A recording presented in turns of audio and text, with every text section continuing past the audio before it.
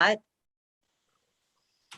Welcome to Conscious Heart Solutions. I'd like to introduce my guests, Christopher Jacobs, Sean Bond, and Miss Lily Hayes for a super fabulous conversation, roundtable discussion on supersonic abilities versus spiritual gifts. I've reached out to both Chris and Sean and have been friendly with them for quite some time now and have received help. These guys are two powerhouses of a plethora of information, psionic and spiritual gifts. They both are highly learned, and I'm just super pleased. Not to count you out, Lily, because I love you, Miss Lily. You know that, but I'm so excited to have these two guys on as guests, and I'm gonna kind of fall back and just listen and maybe chime in if I hear anything that maybe I feel the guest or the audience would like to maybe have you elaborate on. So thank you, everyone. Thank you for coming on. This means a whole lot to me. I appreciate it. Thank you. Thank you.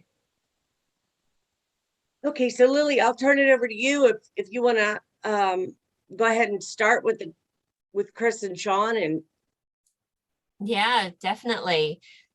It is an absolute blessing and honor to be here and holding space and co-creating such a powerhouse conversation. The topics that we'll be covering tonight are really, really close to my heart and soul, and so many, especially at this pivotal point in our evolution. So do we want to jump to you quickly, Chris, if you could just give us a little bit of a intro? I know a lot of the followers and watchers are going to be aware of who you are, and same with you, Sean. But if you want to give a little intro into who you are, what you do, and what you're up to, that would be great. Yeah, that would be fantastic. For anybody that's not heard any of the lifting or me and Joanna's material or any of the shows that I've been on, I'm Chris Jacobs, live in Prescott Valley, Arizona, and I do sessions for people pretty much every day. People hire me to remove attachments and demons and negative entities, and help clear land. Recently had a land clearing gig not that long ago. And also we make fairly strong orgone pieces, me and Joanna do. We do psychic fairs. That's some of the things we've been up to lately, is we've been doing talks and psychic fairs and land clearings. And recently also I've been, going through through my own garbage to clear that out, to leave room to be able to do my own work, outer work, actually. And that's a fairly difficult process. That's why sometimes you don't see me on too many shows all that much, is because I'm doing a ton of the inner work garbage, but from the background. But I'm also in the process of writing a book. And then Joanna and I are going to write a couple more on galactic history. Mine's going to be on secret space program stuff. Our joint efforts are going to be on galactic history and different spiritual aspects and things of that nature. We figured we were going to try to do the yin and the yang of the entire experience, and show like the darker crap and then the lighter stuff, so it's so that people had an idea of what the entire picture is. And what I'm doing recently or lately is we're preparing for another psychic fair in October. Oh, not a psychic fair. We're doing an actual horror convention in October, selling orgone pieces there. We got invited to Phoenix FearCon in October. So we ran into the two owners of that, and they liked some of the stuff we did. So they said we were invited to go there. And we're going to do a 2-day event. So I've been kind of hauling to get orgone pieces done in the garage for that, but like Star Wars and sci-fi related type of stuff. But yeah, on a daily basis, yeah, we're always constantly having to better the energies around here, check on things that might be going on around the property. People call us for help on a regular basis to get things cleared out. Either help with internal junk or external junk. Usually both go hand in hand. So that's generally what we do. Beautiful. Thank you so much for that. And thank you for sharing the fact of it doesn't matter how far along you are in the path. We've still got a lot of tidy up on the regular that we've got to get through. That's for sure. I think that's really important for some of the people who are just stepping onto the path to realize, is that they're not alone with the crazy whirlwind that is swirling on around them. And the reality is, it doesn't go away. It's a path that we walk, and it takes continuous love and devotion towards clearing those energies. So thank you so much again, Chris. Yeah. And the amazing Mr. Bond, can we please have you jump in and give us a little bit of details about your fabulous self and the awesome cosmic wizardry that you've been up to lately? That would be much appreciated, please. Sure. My name is Sean Bond of the Scionic League, and we go into orient towards accumulating superhuman abilities and reverse engineering them, getting the blueprints, accumulating a group of individuals that are like-minded and psionically oriented, and then to help the planet and whatever things she's dealing with, and to help it to the best possible timeline. We're putting up a bunch of videos on how to learn different abilities and where to go, and linking groups together, and bridging community and unity, expanding through love, and teaching how to transmute suffering and bring that into the fertilizer to make the blossoming internal garden within of abilities, and turn it into what we are meant to become, to help with what we're dealing with and spurring that evolution, growing more and more all around the planet. How about yourself? Well, yes. Who is this little / big soul from down under? My name is Lily Hayes. I am an intuitive multidimensional healer. I am quite new on the path. I mean, I've been on the path since birth. I mean, let's be real, we all have. We were brought into this pivotal time, as I said earlier, for some really, really important reasons.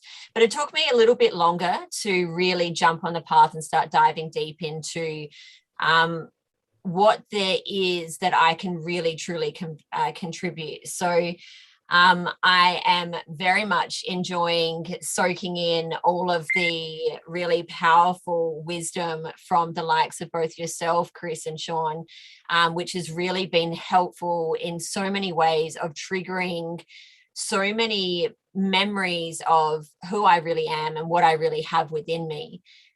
So having conversations like this is really perfect, because I kind of feel like if we're talking about ages, I kind of feel as though I'm a bit of a toddler, maybe going into kindy.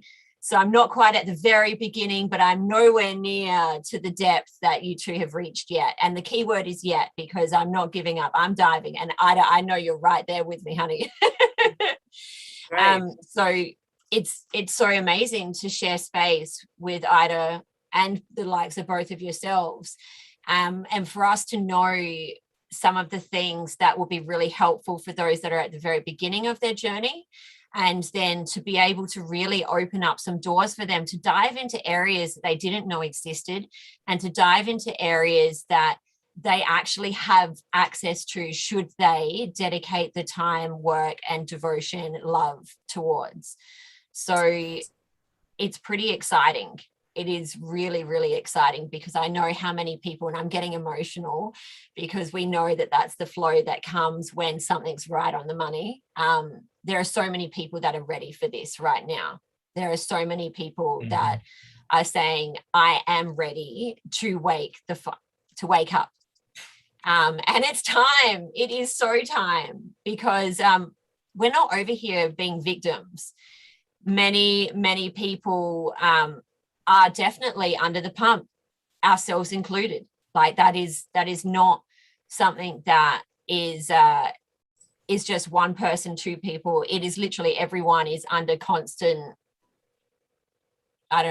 pressure, and have a lot of external influences that jump in and stuff. But I think the moment that we can stop perceiving ourselves as victims and actually step into our power and acknowledge that everyone's going through it. And a lot of this stuff is actually really key for our initiations. And initiation is not just one level. It's not just two level. It is multi-leveled, and like it can go as high as we'll allow it to go. Whereas if you keep yourself in a small box and say, I'm a victim, I'm being attacked all the time, oh no, I've got to withdraw from this, I can't coexist within this. Don't live small. We were not destined to live small. No. We are destined to expand beyond what any limitation could possibly keep us captive in. So starting out with that, because I think that's probably what a lot of people feel, is that they're under constant attack. What do you two powerhouses have to, what would you like to share with those that are feeling as though they need to hide in a box because they're constantly under attack? What do you feel is one of the most helpful things to help, like to allow them to realize in order for them to step into their true infinite potential? Well, in that respect, I run into that quite a bit when people contact me, and I always tell them, don't hold yourself inside of a box. Don't give any negativity more power than it deserves. Pretty much, don't give it any more power than it already has. And by keeping yourself confined in a box, like say if somebody has a haunting on their land or something like that. I've run into a numerous amount of cases where the person just wants to not disturb anything. They want to leave it be because they feel they've gotten used to it all being around. They've gotten used to it. They can become accustomed to it. And they become accustomed to being depressed or being unhappy or being confined. And they're afraid if I, come in and burst the bubble, it's going to cause chaos. I'm like, no, it'll actually set free what you want to do.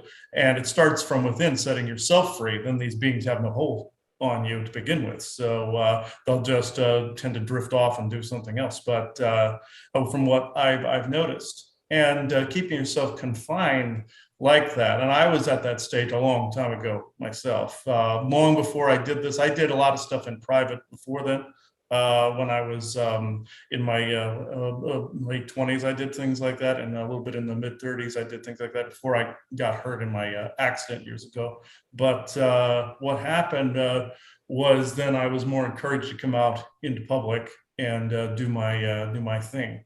And some guides encouraged me to do that. Other people encouraged me to do that, saying certain things were needed.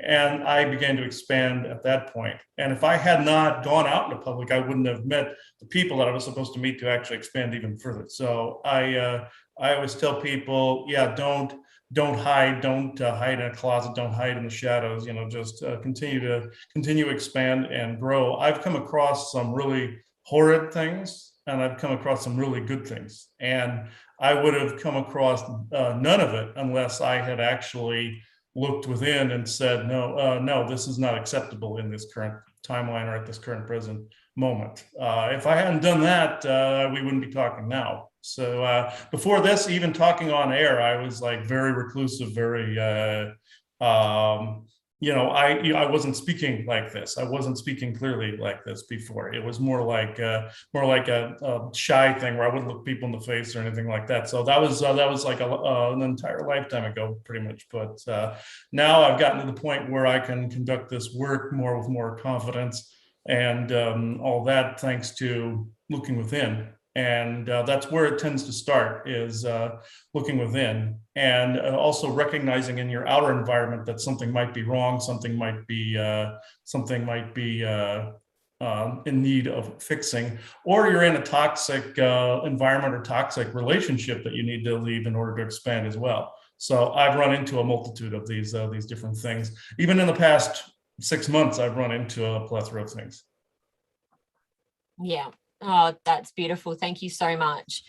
And it's so true. The beginning of it is really overwhelming, especially when some of the more lower astral plane stuff starts coming through. It takes your mind on a bit of it takes a bit of a doozy, that's for sure. And realizing that even those that don't go through, like they're not aware and able to see within the unseen, they're all going through it too. But exactly as you said, it's so able to be cleared and transmuted, and you are able to step out of that box. You are able to reach these new heights. So thank you so much for that, Chris. And Sean, how about you? A lot of methods. I love learning all the different methods people take, and it's it's definitely a buffet of like all cultural expansion in the garden of possibilities of what people can come up with. Mine personally, I tried a lot, so I like a lot can work. It depends on also how big in depth you want to go.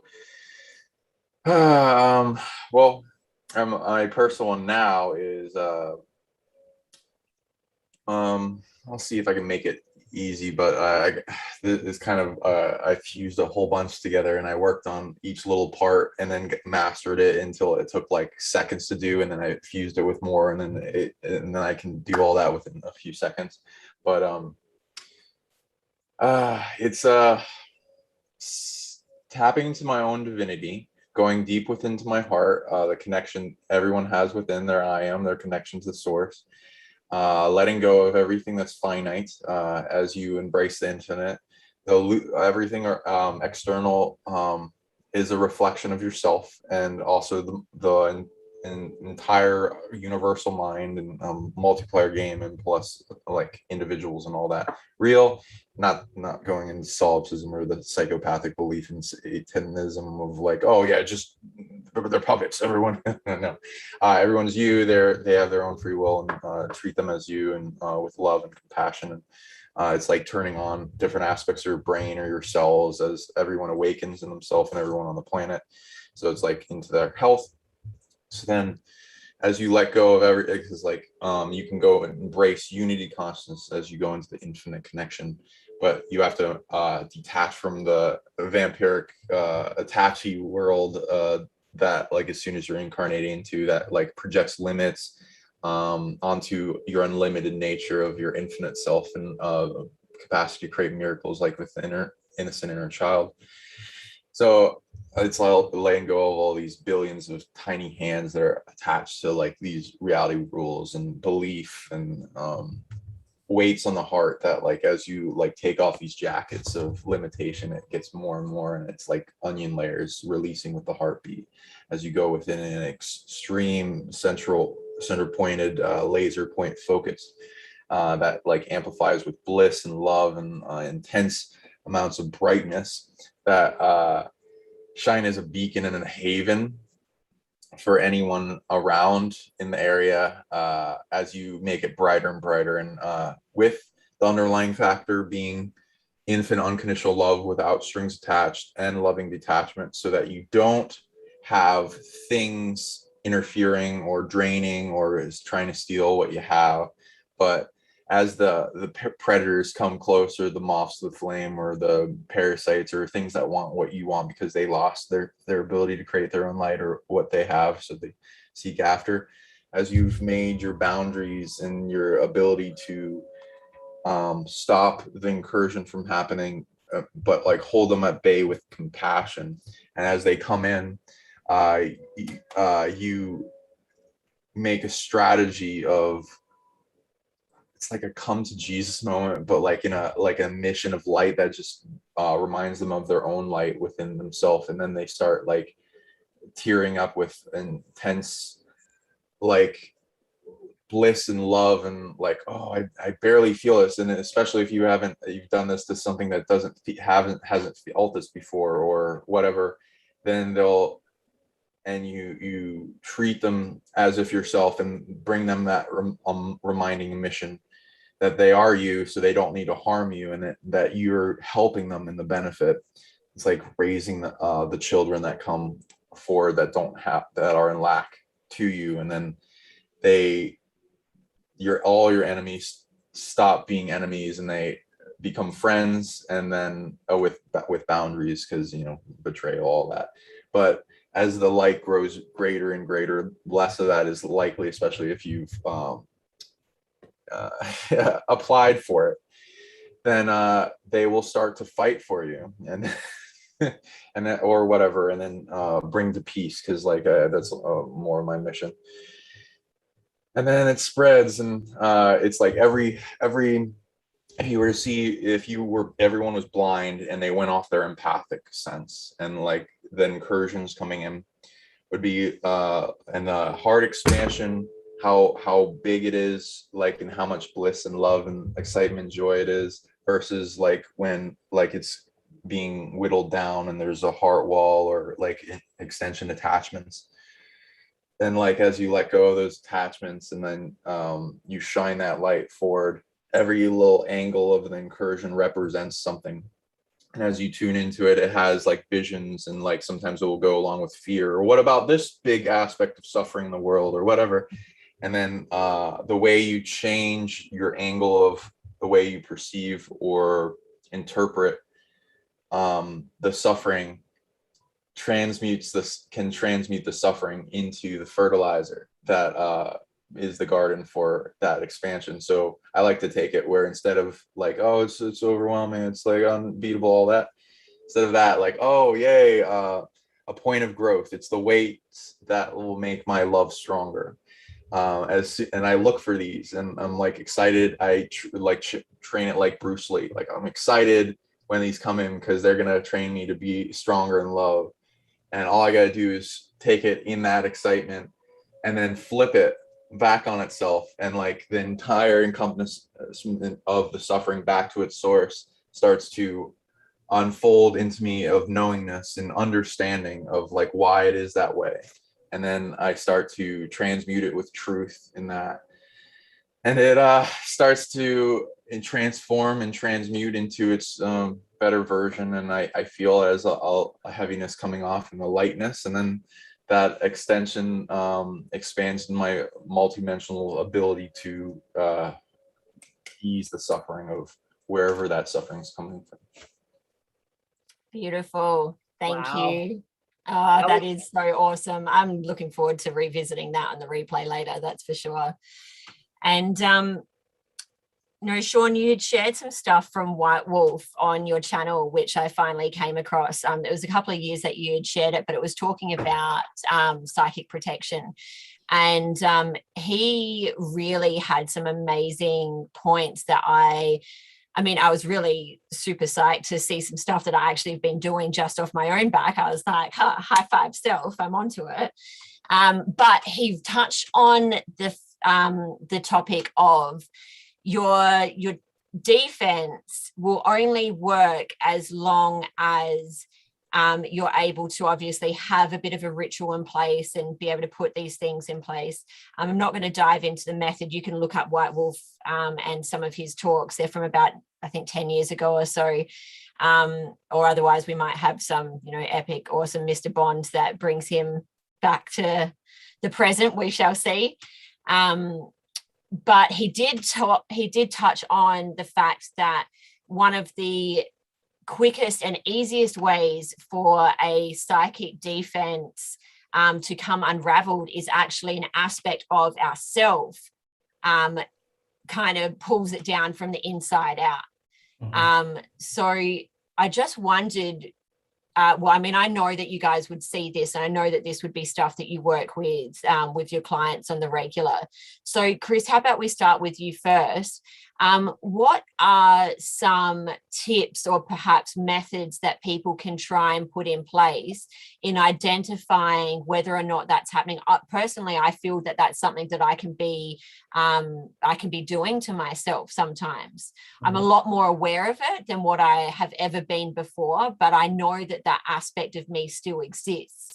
So in these situations, what would you sort of take your clients through in doing to dismantle this and to kind of make sure, if it's possible, for it to either not come back, or a method that we can put in place as part of our ritual to get it to sit down and hopefully go? But yeah.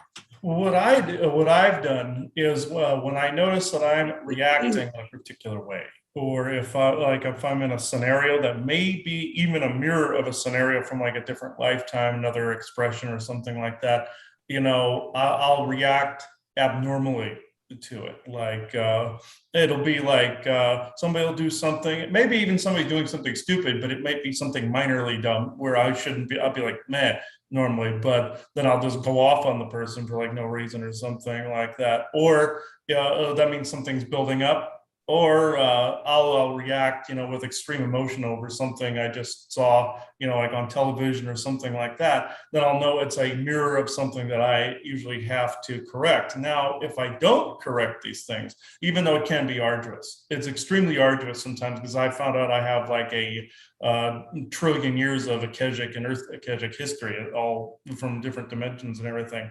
And sometimes these things will come one by one, if that's what it needs to get your attention towards something.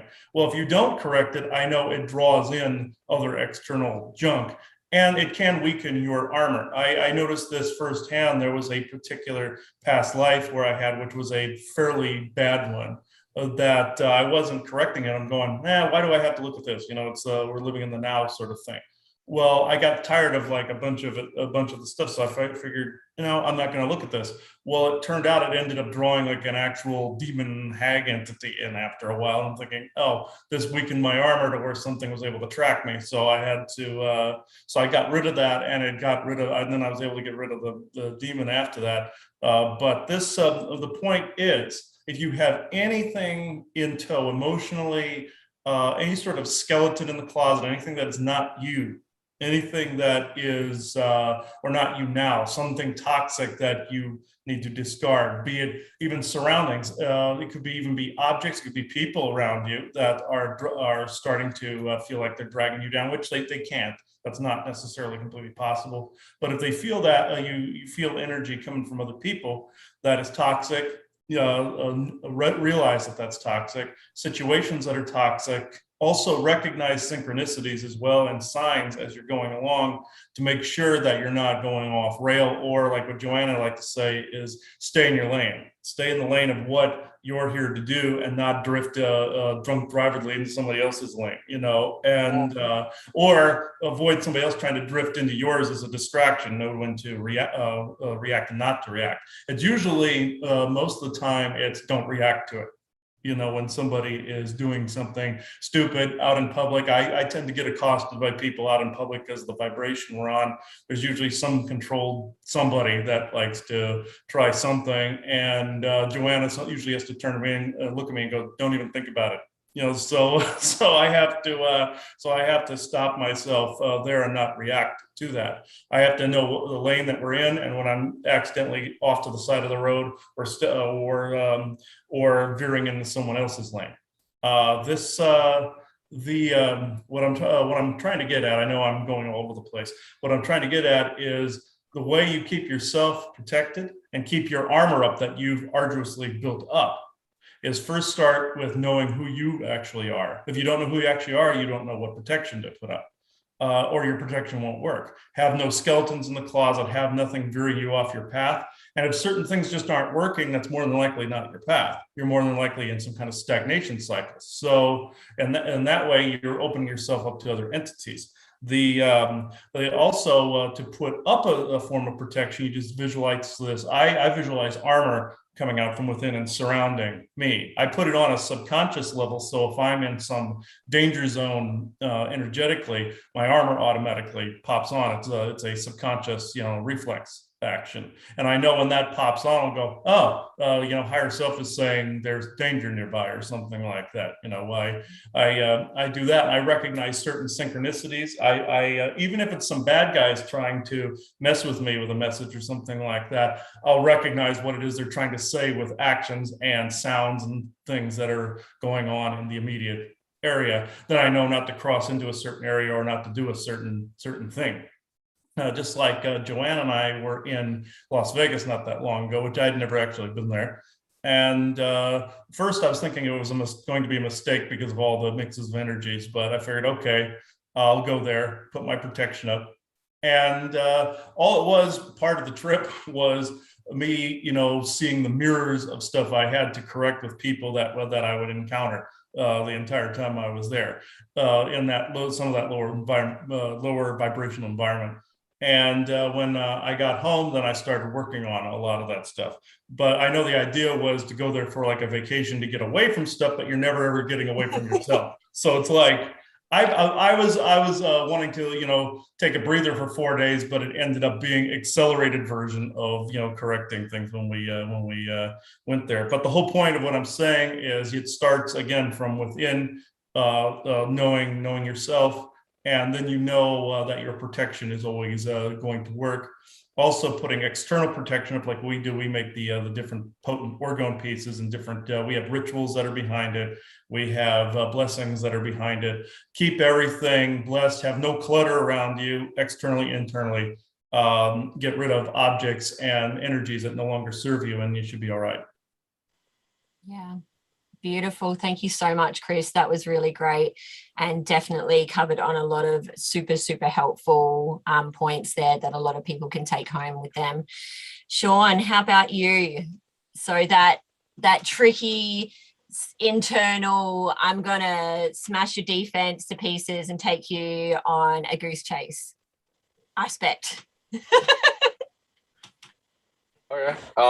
Yeah. So with defenses, many that are out there that people can look up and try different things. Geometry and etheric space can hold information memory as you pump it out. I'd recommend starting with the foundation of your heartbeat and your breath, and like pulsing that out with each one. It's stronger, greater, faster, more expansive in layers that keep going outward. That will overwhelm anything that tries to outcreate. As you detach from everything, you're also, so it's a lot of the root stuff. So foundational existence in this reality. So it'll be like things like grounding, survival, resilience, camouflage, all emitting, safety bubble shield that neuters anything that wants to come in, or nerfs, defense, offense, protection, processing fear or suffering or pain or anything that like would be a part of that, and then transmuting that, because that's the fuel for the root. Loving detachment faster than anything can attach into your hologram, because it's all pretty much light, and all the parasitic forms of existence that are doing this that didn't earn their abilities, and they're like less powerful than you, and they're imposing doubt and fear and things to shut down the mind, so that you will go into believing that you're weaker than them. And just because we went through amnesia doesn't mean we're don't have all the things that we came in with.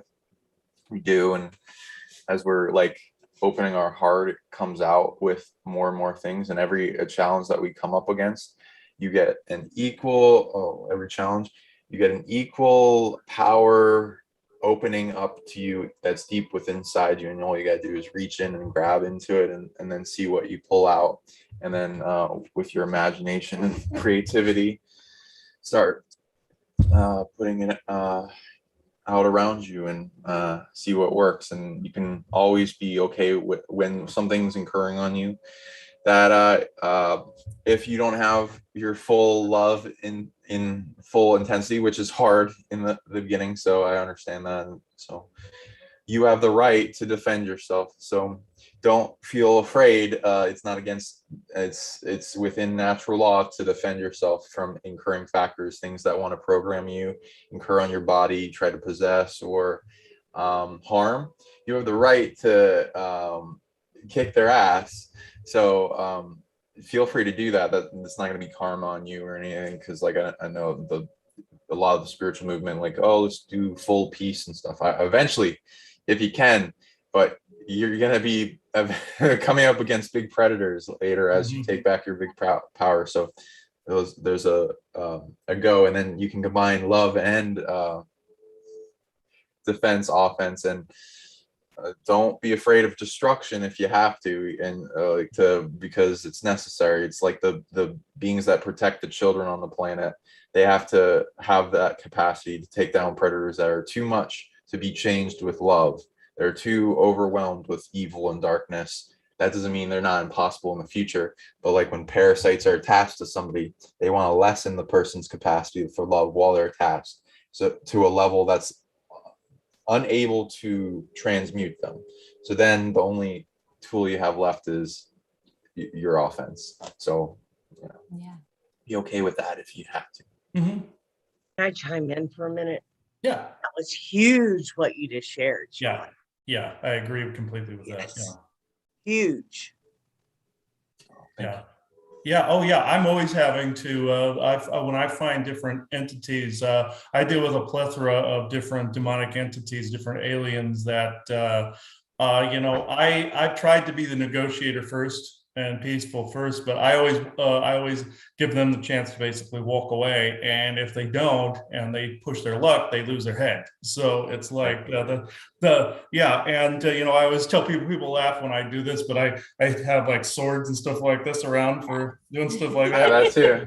Yeah, I use selenite for Selenite, discipline. Yeah. I use these in all of my sessions, and people tend to get a kick out of that. I have like maybe 5 or 6 of them here in the room, but it's little ones, big ones that I get at fairs and such. But yeah, but selenite I notice is one of the most powerful ones to actually cut an entity off like that, because you can actually bilocate with its etheric presence and use it as almost like a lightsaber. So it's I do that. I tend to bilocate to people's homes and clear them out from here, from this room, if I can't actually physically get there. And I use tools like that. Or if I don't have that, I just turn some of my energy into a weapon and go after them. But there are a lot of them I run into that are extremely overwhelming, and they stop the person's capacity to even care about their environment, care about people, open their heart space of any kind. I've been attacked with some of the worst of the worst, from big Draco reptilians to jinn to goblin-looking creatures to different twisted elemental-looking creatures, things of that nature. And there's also infected land too, where it'll start to turn some of the beings that are there, and you end up having to reverse the flow back and get the Earth Mother to audit the area and fix it. Sometimes, some of the beings can't be saved at that point, but the Earth can always be restored back to its original human resonance. It may take some work, layers after layers. I found I had to clear a section of land not too long ago that was a satanic property where they had done rituals and everything like that on. And Joanna and I were there probably a good 4 hours, I would have to say. And I was putting all sorts of tools around. I was making a crystal grid, orgone pieces to amber to shungite. Shungites are our main tool that we actually use for orgone pieces. And we did everything that I knew how to do. We even did the iron nails in the ground to break up the negative energy. And salt. Yeah, we used salt. Those are one of our salt pucks too. And we buried things like that. I've made mixes of salt to put at the gate and everything like that. We ended up correcting it, but it took quite some time, declaring it audited, declaring it neutral, loving energies, and also putting all the stuff down in a particular way, going basically clockwise around the property to create a shield around there. There was a lot of elementals there that were grateful that was done. And it was a very old satanic property that had been that way since like I want to say the 30s and 30s or 40s. And it was pretty ugly, but it was correctable. But there was at least 9 or 10 to 12 different layers that it had to bust down through. But yeah, there are times where you have to use the sword versus use the heart. And essentially, you're still using the heart because you're caring about the environment around you and the people that live in the house, run the land, or whatnot. You're still actually caring, but it's not necessarily for the entity, but it's for the person who needs the help getting rid of it. And that's still essentially heart space. Somebody gave me that question one time. Well, was that, are you closing your heart by going into battle mode? Not necessarily, because now if you stay that way, yeah, I suppose you could, but no, it's actually comes out of a place of compassion doing that. Yeah. Yeah. That's been a concern for me from a long time ago after everything that I experienced. I definitely don't want to get into my stuff, so I just want to respond to that because I've struggled with opening my heart back up fully from going through being attacked and targeted and all the things. And it's been years. Like I've done a lot of inner work and just sitting still more than anything and just choosing a higher choice for myself in certain situations where I don't go backwards into old behaviors and how to cope and that kind of stuff. But that's been a huge thing for me, is being able to open my heart back up after battle. right? Or, I mean, I definitely know that I hold a great deal of compassion and empathy without a doubt, but it's also feeling like, you know, struggling with using my voice and speaking up for myself, being able to do that.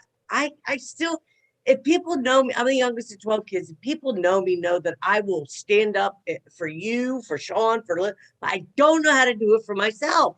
It's like I feel wrong for you know, wanting my needs met or taking care of myself, or wanting connection, like we were talking. Oh yeah. You never want to feel that it's wrong to want for yourself. Like our friend Viking and I was talking about more on Galactic Interstellar Council. What we say that the word selfish needs to be redefined, because it's basically you're taking care of yourself first, then you're more qualified to take care of other people around you.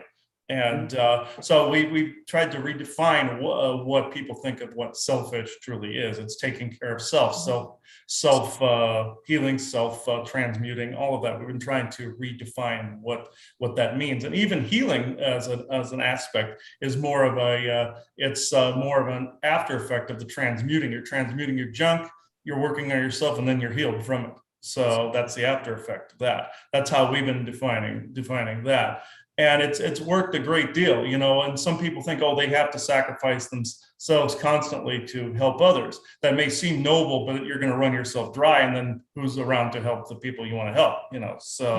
So you gotta find that balance somewhere. I used to be all the other way, and I started getting health conditions because of it, because I wasn't taking care of what was around me. And then when I empowered my own position, then I was able to heal the damage that had been done. Also, psychologically, yeah, it's very tough to keep the heart up, and especially after 2020, that one ran me ragged, because it was I could you know, if you heard some of the conversations we've had in private, some people would think I was a monster, because it was like, because I'd be like, it's like, yeah, it was pretty bad, because we would watch something on TV and go, God, look how stupid that person is, or something like that. You know, what are they falling for that for, or something like that. And I started to get too far into it. Then Joanna sometimes is around to poke me and go, hey, stop it, you know, sometimes, you know, but then I bring myself back to center. I even had a session done on myself. We had a double Reiki session done on us, and I didn't realize I still had some junk that I had to extrude, that it was starting to turn my heart space in the other direction. It was starting to nudge the heart chakra the opposite way. And I didn't realize that I wasn't paying enough attention. So I wasn't paying enough attention to me. I was just doing my thing. But when that was put right again, I felt grounded. I felt myself again after that. But I wasn't paying enough attention to myself. And so when we did that, it ended up correcting a lot. My body decided to revolt against me for a few days after that, but as almost retaliation for keeping my energy unbalanced. But once it was rebalanced, everything was fine again. It's just that we have to take the time for ourselves. And that's what Joanna and I do when we go traveling or doing something like that, even if it ends up having things happen that we really didn't necessarily want, you know, or think we needed, but it was actually something that was beneficial for us to happen. Yeah, are we a little bit ragged from what's been going on? Yes, you know, with her workplace, with stuff that happens around here, you know, sometimes entities and aliens tend to push their luck, but there's a group of Ebens that live not far from here that tend to push their luck every now and again, but they tend to come up and start bullying and doing stuff like that. But I've found if I give them very little reaction, they tend not to hang around. But that's the point I was trying to make is you gotta work on yourself and not always see it as selfish. And the standard definition of selfishness, anyway, it has to be redefined as, you know, you are giving yourself the proper time to heal and transmute what needs to be healed and transmuted. Absolutely. Otherwise, you're just going to carry it around with you and project it onto everybody you come in contact with, every situation you go through. And for me, this is why, like, I'm just about to launch my own YouTube channel called Self Mastery Super Show. And it's literally about this. It's to help educate the wider public how important self-mastery is, and how much it is necessary for us to create this foundation in order for us to live our best life, but also to be able to help others around us live their best life and to co-create together within harmony rather than reactivity. Because if you're constantly having all of this baggage carried around with you, I mean, I've still got bags. There's clearings to still go for sure. But I think it's really important for the listeners to hear that even though we've got some really major super psychics who are here with us, yourself, Chris and Sean, hey, the baggage needs to be cleared out for everybody. It's not a someone down here. We're all on the same path. There's just some of us are a couple extra steps ahead. And it's really beautiful for us to be on this path together. So the second that people can really be able to let go of those societal stigmas of selfishness and, you know, all these different terms that have been used, and realize, okay, actually, if I better myself, if I can give myself love and care and devotion, that helps me be a much more happier person, yes. But it also allows me to give my best and share my best to myself and with others, which is really, really important for all of us to be able to step into. Now, I do know that there was a question. So before we go too off topic, we've got, are they aware of the levels of entities, attachments, elementals, non-demonic, non-human, demons, and archdemons? I think we are all very, very, very aware of all of the multi-layered different people, well, beings that can come and grace our presence. I think beforehand, you guys really nailed it, that when you need to bring out the big guns and you need to chop a couple of heads off, you know, it reminds me of the Queen of Hearts, off with their head. It has to happen.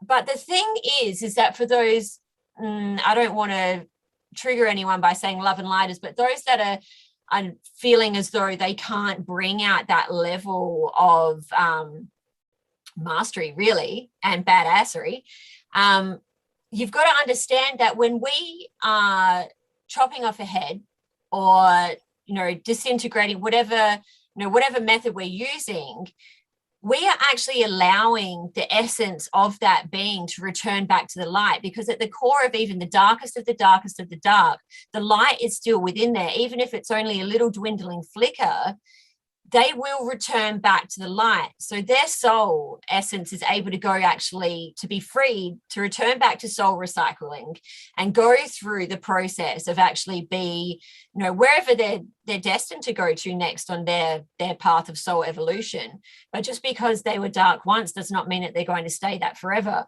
And if you can chop off a head whilst also lovingly send them on to living their best soul essence, ability, you know, that's kind of the difference. So guys, if you want to just come back to that question that I said about the different beings, I can repeat it again because I kind of went on a little tangent, but that's just something that was coming up for me. So it was, are they aware of the levels of entities, attachments, elementals, non-demonic, non-human, demons, and archdemons or archdemons? Oh yeah, most definitely. You know, I've run into a multitude of levels of different demons, archdemons, elementals, all the way from little goblin type of entities, all the way up to Draco reptilians, to archdemons, to these little devil-looking beings, to negative nymphs, negative female elementals. I've run into them, positive ones, ones that also negative ones that take different types of energy from people, from like sexual energy to negative energy that people are putting off. I've run into all sorts of ones that inhabit people's bodies, like possessions, oppressions. I've run into that where they've completely taken over a person. And Joanna and I always say sometimes these new personalities shove somebody's real one into their big toe. We always joke and say they shoved it into the big toe. and that's this new being that's emerged, and or this one that's taking them over.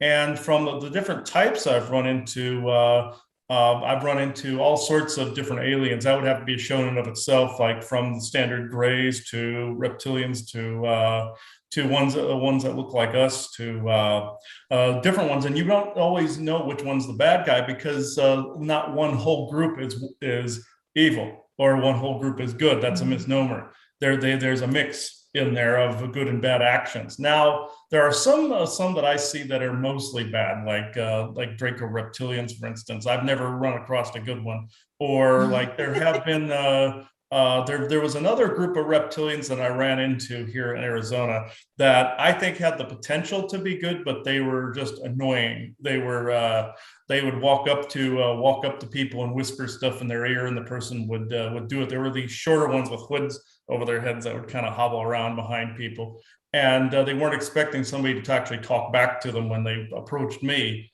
and they were very surprised. And I said, "Would you just leave people alone?" And I said that back to them, and they kept trying to say how we were toxic and all this other stuff, and it was a long drawn out argument. Needless to say, they left us alone after a while. But it was you have also shorter reptilians that I've noticed in a lot of people's houses that tend to hide in crawl spaces and stuff like that. You have these like mimicking cloud-like entities that like to stuff their way into people's crawl spaces in their houses. And you also have a variant of different like ghostly energies, and a whole variant of different shapes and sizes of different elementals, both positive and negative. It would take probably 2-3 hours just to go through the entire list of them, or at least a third of the list of them. But and there's also different variations on the same theme. Sometimes I will see a positive entity and a negative entity, and they look exactly the same.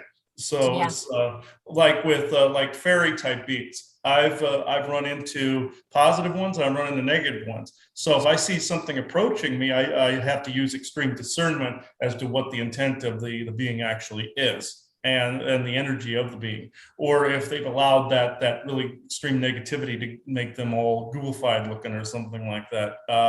And also you have another class of this, thought forms of other people that have also created different demonic like poltergeist type of junk as well, where people are actually haunting the space. And I've run into that quite often last year and this year specifically, where run into a variant of different psychic attacks and different poltergeists. Some people have actually put together through incantations and spells and such to actually send at us. I've run into that along with jinn. I've run into that with curses, the whole variant. I've run into the entire spectrum of that. And it's been very enlightening in that area. I add another creature to the list somewhere, another monster to the list. I also, I'm seeing the question pop up about shadow people. That could fall under aliens that are in a different dimensional layer that are just looking like a shadow, elementals.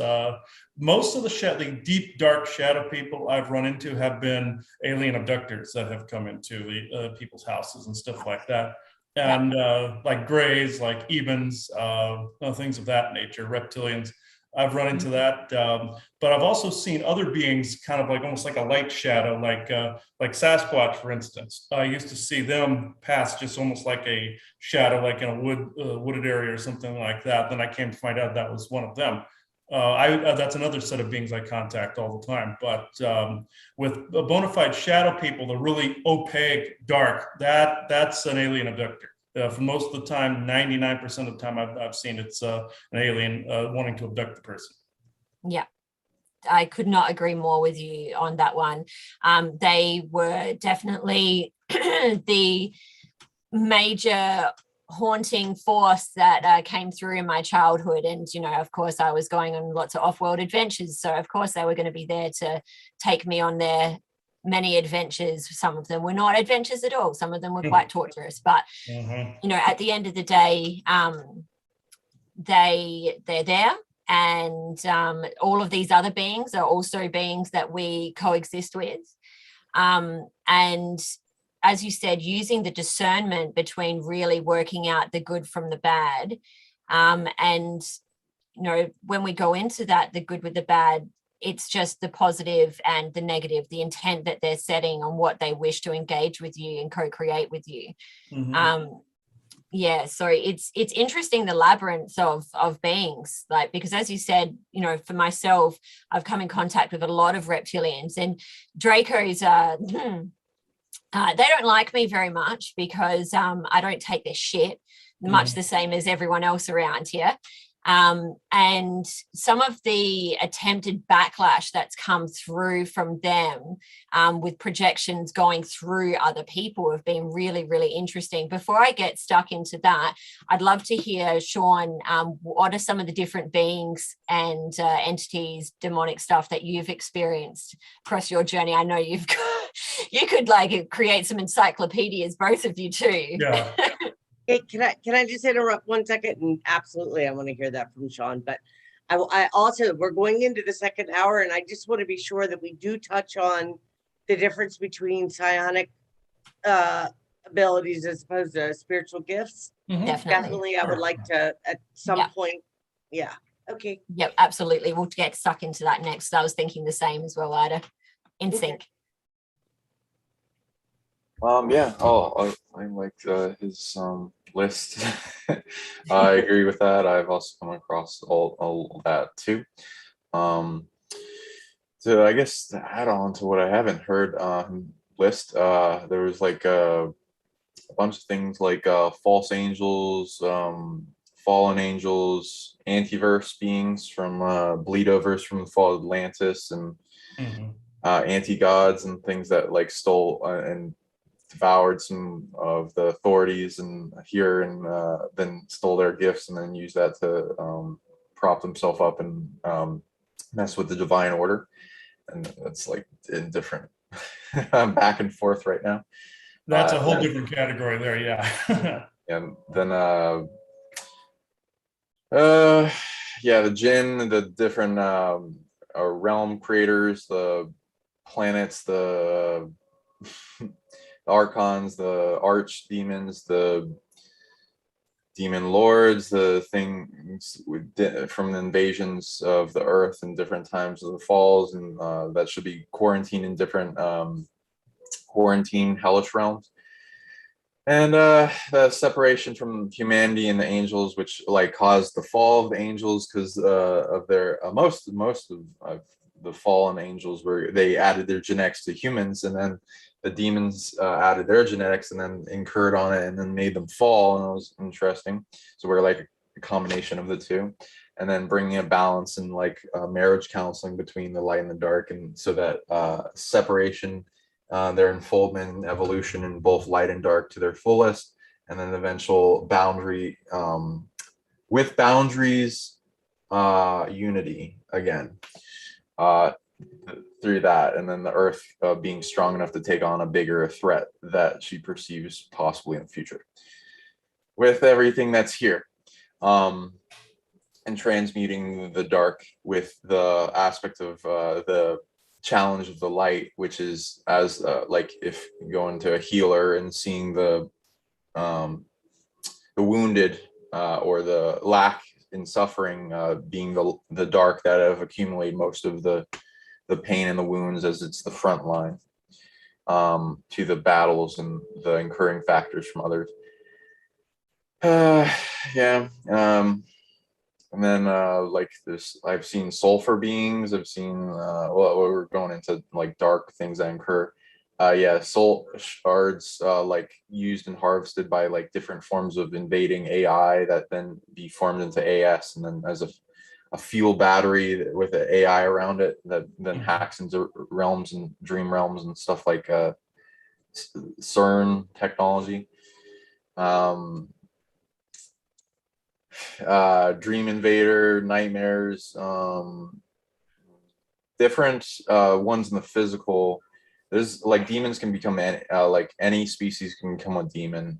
It's like a being without light that has to steal from others, so they're like composite beings that take a bunch of soul shards from people and then make it as a cluster for like years in the unseen, either dead or if they have an extension of themselves as a demon, kind of like acting in self-defeating aspects of their shadow. shadow beings going into like a type of multidimensional technology body that is in a form of lack of light. Doesn't have to be bad, but has most of the ones here have been abused, so they're kind of not the friendliest. And so we have their DNA added to us through the Anunnaki interaction. And then the shadow body, it's a little bit different from Carl Jung's shadow, but like they kind of like everything at like that self-defeating will be like at one piece until you start like breaking it apart and then separating them and then listening into files of what's still causing a problem in an individual. And then once it's the shadow body is healed, it becomes like this nice acting thing in harmony with everything else and a part of your being. And then it would be like self-defeating self, the ID or id or of like Freud's or Carl Jung's like the ego, the ID, which is like the devil on the shoulder, or the super ego, or the godly ego that like a lot of people with God complex, and then like the self-defeating aspects that keep us from merging with our super consciousness in our heart that has everything that we've ever done in past lives and been in creator gods, as we're trying to bring that into this reality and conscious state in non-egoic of, oh, it's just us. No, everyone can become their greater self and overcome the issues. So all these things are like teachers, even if they're evil. Evil is necessary in a way for the challenge of good to prove itself. It's to prove its purity. And that's like the reason for it. But it's also, like if you imagine the good reaching the heart of evil or like dark or whatever, because there's like varying degrees like of, it's like to appear instead of just pure evil where it's like it's hard to really change it. There's like the less in that lava lamp of going up and down. There's the ones that have been through evil quite a bit and they're kind of tired of it, and their ability to heal out of that is much easier. Or if you find just the right equation to bring them out of that state of mind control or lack of awareness or ignorance that like that detaches them from the rest of the universe in seeing themselves as everything because they're in survival and they feel like they have to do those horrible things to keep going, and abandonment and all the other aspects of them that you can bring healing that then like changes those races back. And then like if you had DNA connection or if you have interactions with them, you have the ability to change them. You are their antidote, but only if you realize that within yourself, and everyone can. Awesome. Oh my. I know, right? You are just, I don't even know what to say. It's like, I can listen for hours. Just, And you guys are great. Yeah. Well, awesome. For those that are just feeling as like mind blown and in awe as what Ida and I are right now, Chris and Sean both have some epic YouTube channels of their own, so you can dive deep into their work and chuck it on for hours in the times where we're not all here co-creating together. But just quickly, I remember one of the first. Can I just say one thing? They're equally talented and gifted for sure. Absolutely. Reach out to these guys. If anybody is interested in getting help, entity clearings, learning about your makeup, who and what you are, what you're connected to, what you need to work on, all those things. These guys are the real deal. I highly, highly encourage you to reach out to them. I always recommend these two. Anybody that comes to me, absolutely, go to Chris or Sean Bond, Christopher Jacob Shaw. I always, that's the truth. I just truly appreciate them. There's no words to really convey how much help I've received from these guys. And I've only had one real session with Sean and a couple with Chris, but just listening to the information that they share freely on YouTube, the information they've shared with me to help me understand my own experiences. I've been able to work with that to help myself. And I thank you guys. And that's it. Absolutely. Yes. Thank you. Mhm. Thank you. Yeah. I could not agree more. You know, there are a lot of people that are out there, but it's really, there's a shift happening at the moment. I don't want to offend anybody by saying this, but it's really rare to find people who are so selfless in the sense of they're just so, you're both just so there for the person. You're not there for your, you know, financial or ego gain. You are there to share your love, to share your access, to share your wisdom in the most pure and authentic way. And it is just, it is so great because it's setting the tone for what is needed and what is possible for everybody to access within their services. So it's and to handle business, because they both handle their business for sure. I mean, fuck yes, they do. Like that deserved it. That so deserved it. Well, all the love and that and all that, but yes, there is a time to raise our sword. You know, when it's needed. I don't make it my business to do that, but if I have to protect myself, I have a right to do that. You go crack the whip when you got to crack the whip, girlfriend. You got to do it. You just got to do it. Yeah. But I prefer the more softer, loving, kind, gentle side of myself. Yeah, for sure. Of course. Yeah. And that's definitely where I like to sit in as well. That's for sure. But yeah, when business comes down to business and you got to do what you got to do, then it's okay to do that. And you can do that in a loving way, but still do the badass shit that you got to do at the same time. So it's really great. Yeah, I was just going to say before, like I remember the first time that I accessed how many remote viewers were watching me through a meditation. This is going back 4 years ago at the peak of my, like, it's time to wake the fuck up moment. And it was so amazing that there were literally thousands and thousands and thousands of sets of eyes. And it was like literally kind of seeing like this much of a face. And it was just thousands and thousands of different beings. And I was just like, whoa, what is going on? Like, what are they all looking at? Like, I was just so perplexed of like, the show.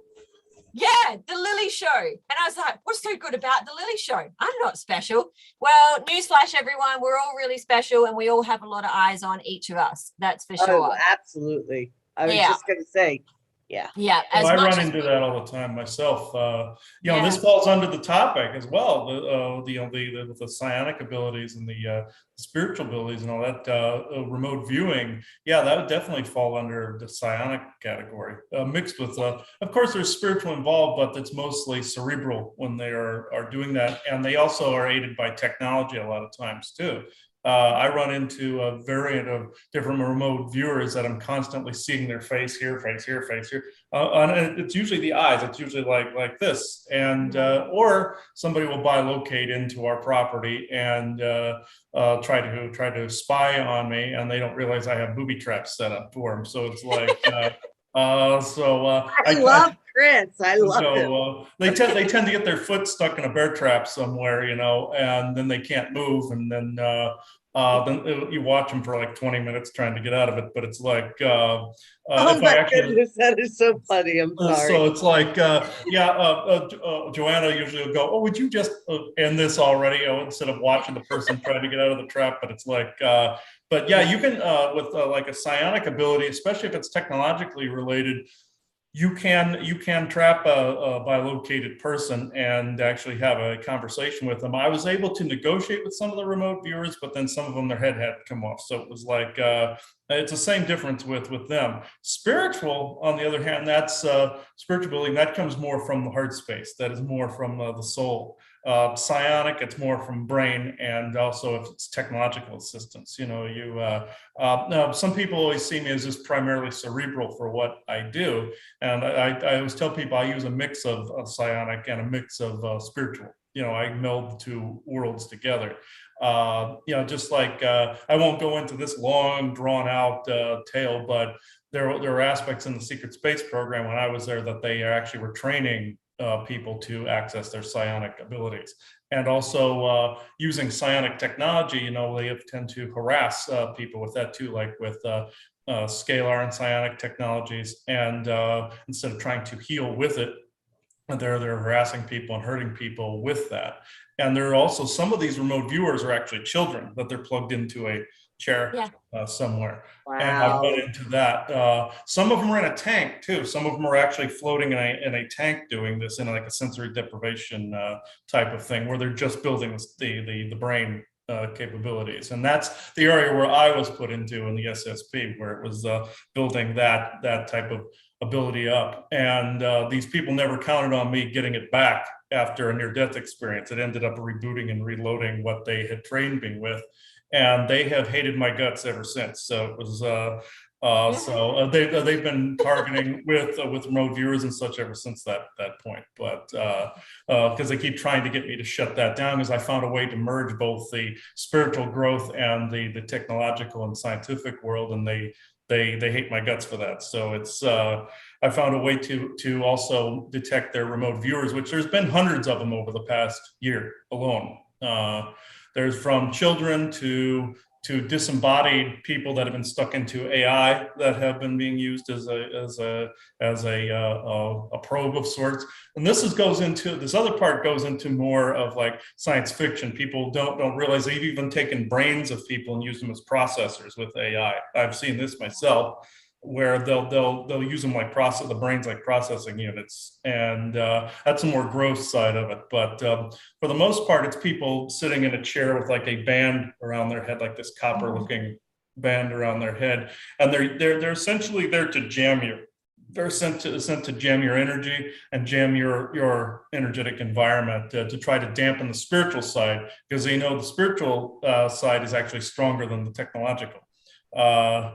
And somebody's asking me if I ever had to slay a human soul. Yes, I have, because there were, especially if ghosts won't leave you alone. If you try to go through their whole history and try to find out what's wrong, and they still don't leave you alone, you do have to shatter them. And I basically shatter them into shards and have benevolent source creator reabsorb them. I've had to do that before. Only in extreme cases for human souls, or ones that are trapped within like the different programs or the different like if somebody is strapped in one of those chairs.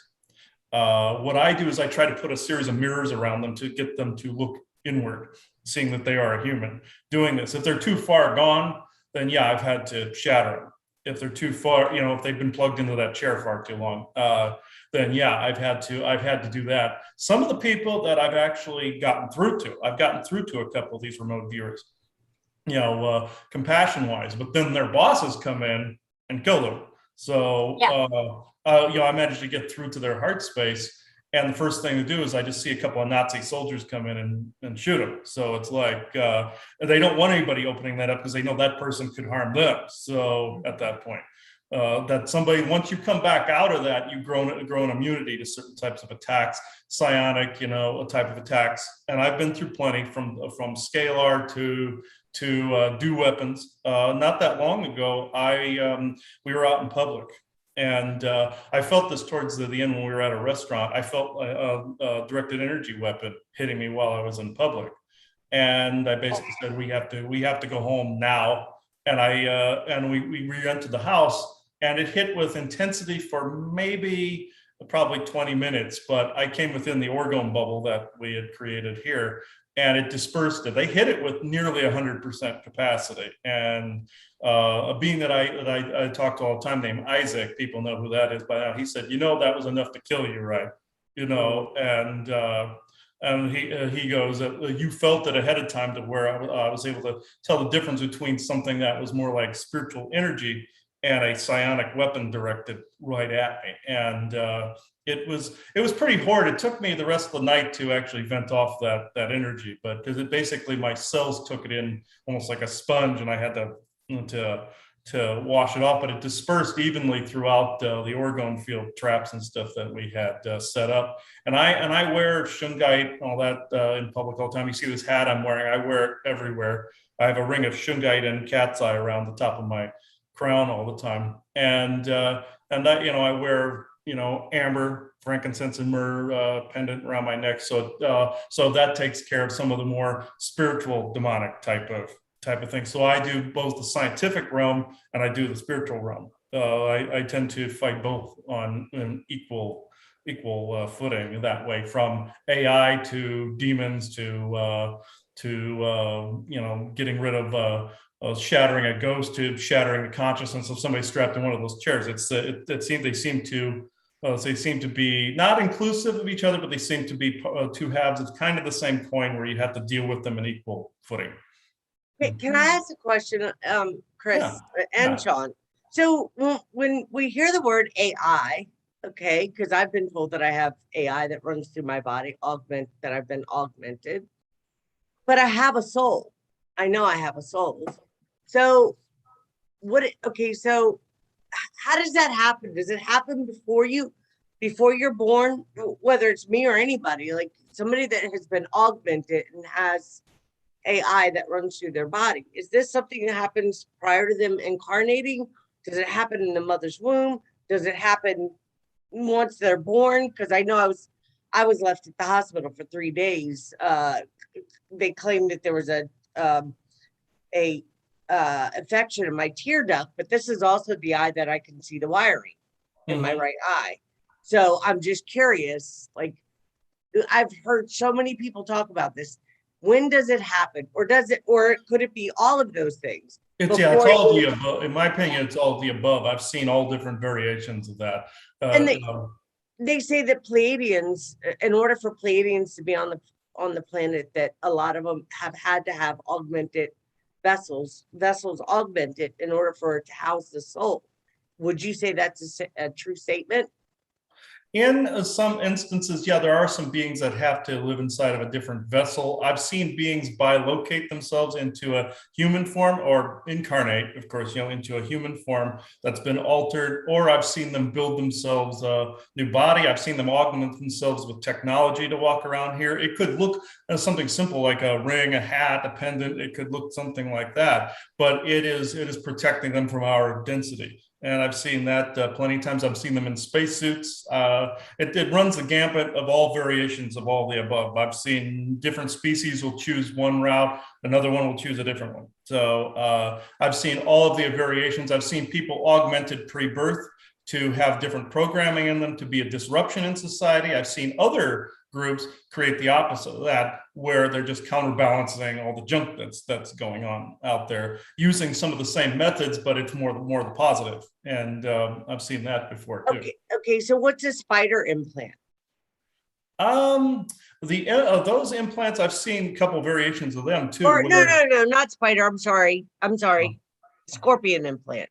I understand that scorpion implants are used, like Max Spears spoke with them. I've been told that that's what this is, a scorpion implant. Oh yeah, it can infiltrate the synapses of the brain, going through the eye and going back around to the back of the brain. But I've also seen another attachment to this where there's a certain implant that some of the military use, where it looks like a piece of the brain, where they will make it so that it sends these veins through the whole brain, and the brain becomes used to it being there. But they have to replace it every now and again, every 10 to 12 years or so. When the person ages, they have to keep replacing it, or else the person their brain chemistry becomes immune to it. But the other aspect is up front, where there's like this spider, almost like scorpion looking like implant that stretches to whatever side of the brain they happen to put the needle in the eye to install it. Usually the dominant eye.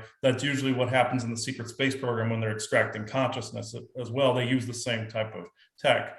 They usually strap the person down and extract the consciousness that way.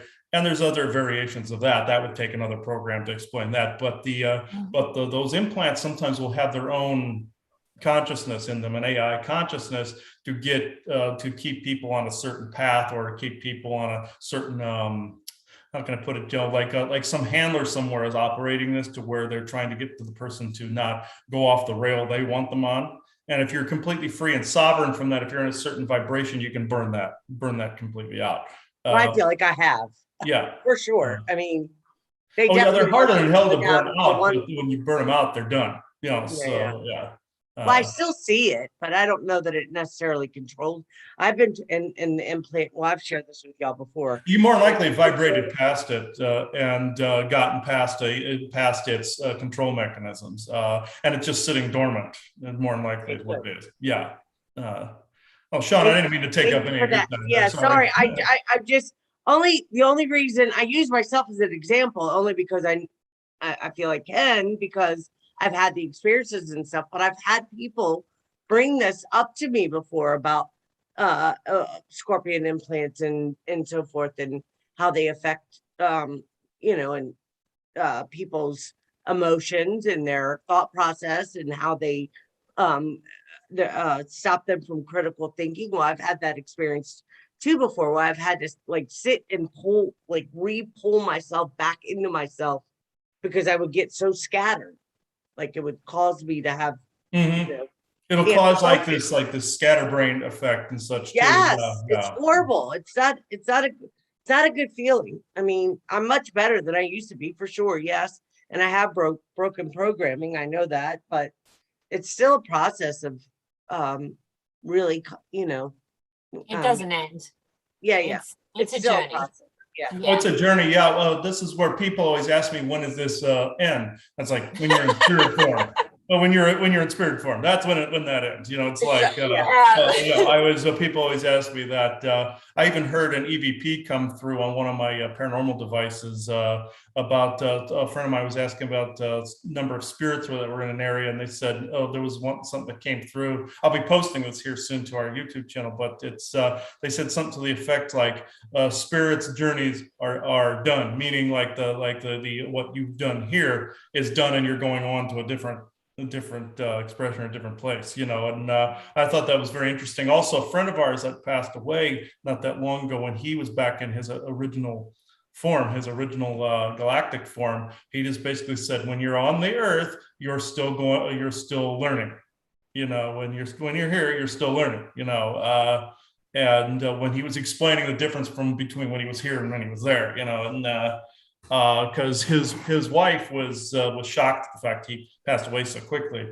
and then he transitioned quickly too, and he was able to not only that, 2 days after he passed away, I was able to do a channeling with him. That's how quickly he transitioned. So it was like, wow. And he came through and talked about a lot of the aspects of what he was seeing, what he was experiencing, all this other stuff, and that was one of the Interstellar Council episodes that we did. Like 2 days later, he died on a Wednesday, he came through on a Friday. So it was like, so I thought he wins. I always joke he wins the championship belt for quickest transition I've ever seen. So it's like he was sprinting across that rainbow bridge. Yeah, it right? was like, yes, it was like I love it. Yes, I saw him as a ghost form just after he passed. He came to me, and then he transitioned after that, after we spoke, and then 2 days later he was as his galactic self, and I was like, okay, you're good, but I've never seen that before, but yeah, that's I found that very, very fascinating before we get up too far off the mark here. But it was like the fact that he was able to say about the journey about from learning here and then going back to that form and then saying, okay, now I'm on a different path. Now I'm back to what I originally was prior to entering the earth plane, pretty much. And so I thought that was very, very fascinating. I don't mean to mow you over, Sean. I know you're back over there waiting to say something. So I was just about to say, we've got half an hour left, and either we can't go over or we can go a little bit over. I mean, we could go. I have 2 clients at 5 o'clock, which I have a new office, by the way. I'm doing detoxes for people, and so but yeah, we could go a little bit over. I mean, it's the salon's only like 15 minutes away, but I definitely need to be there by say 4:40 because I have to set up.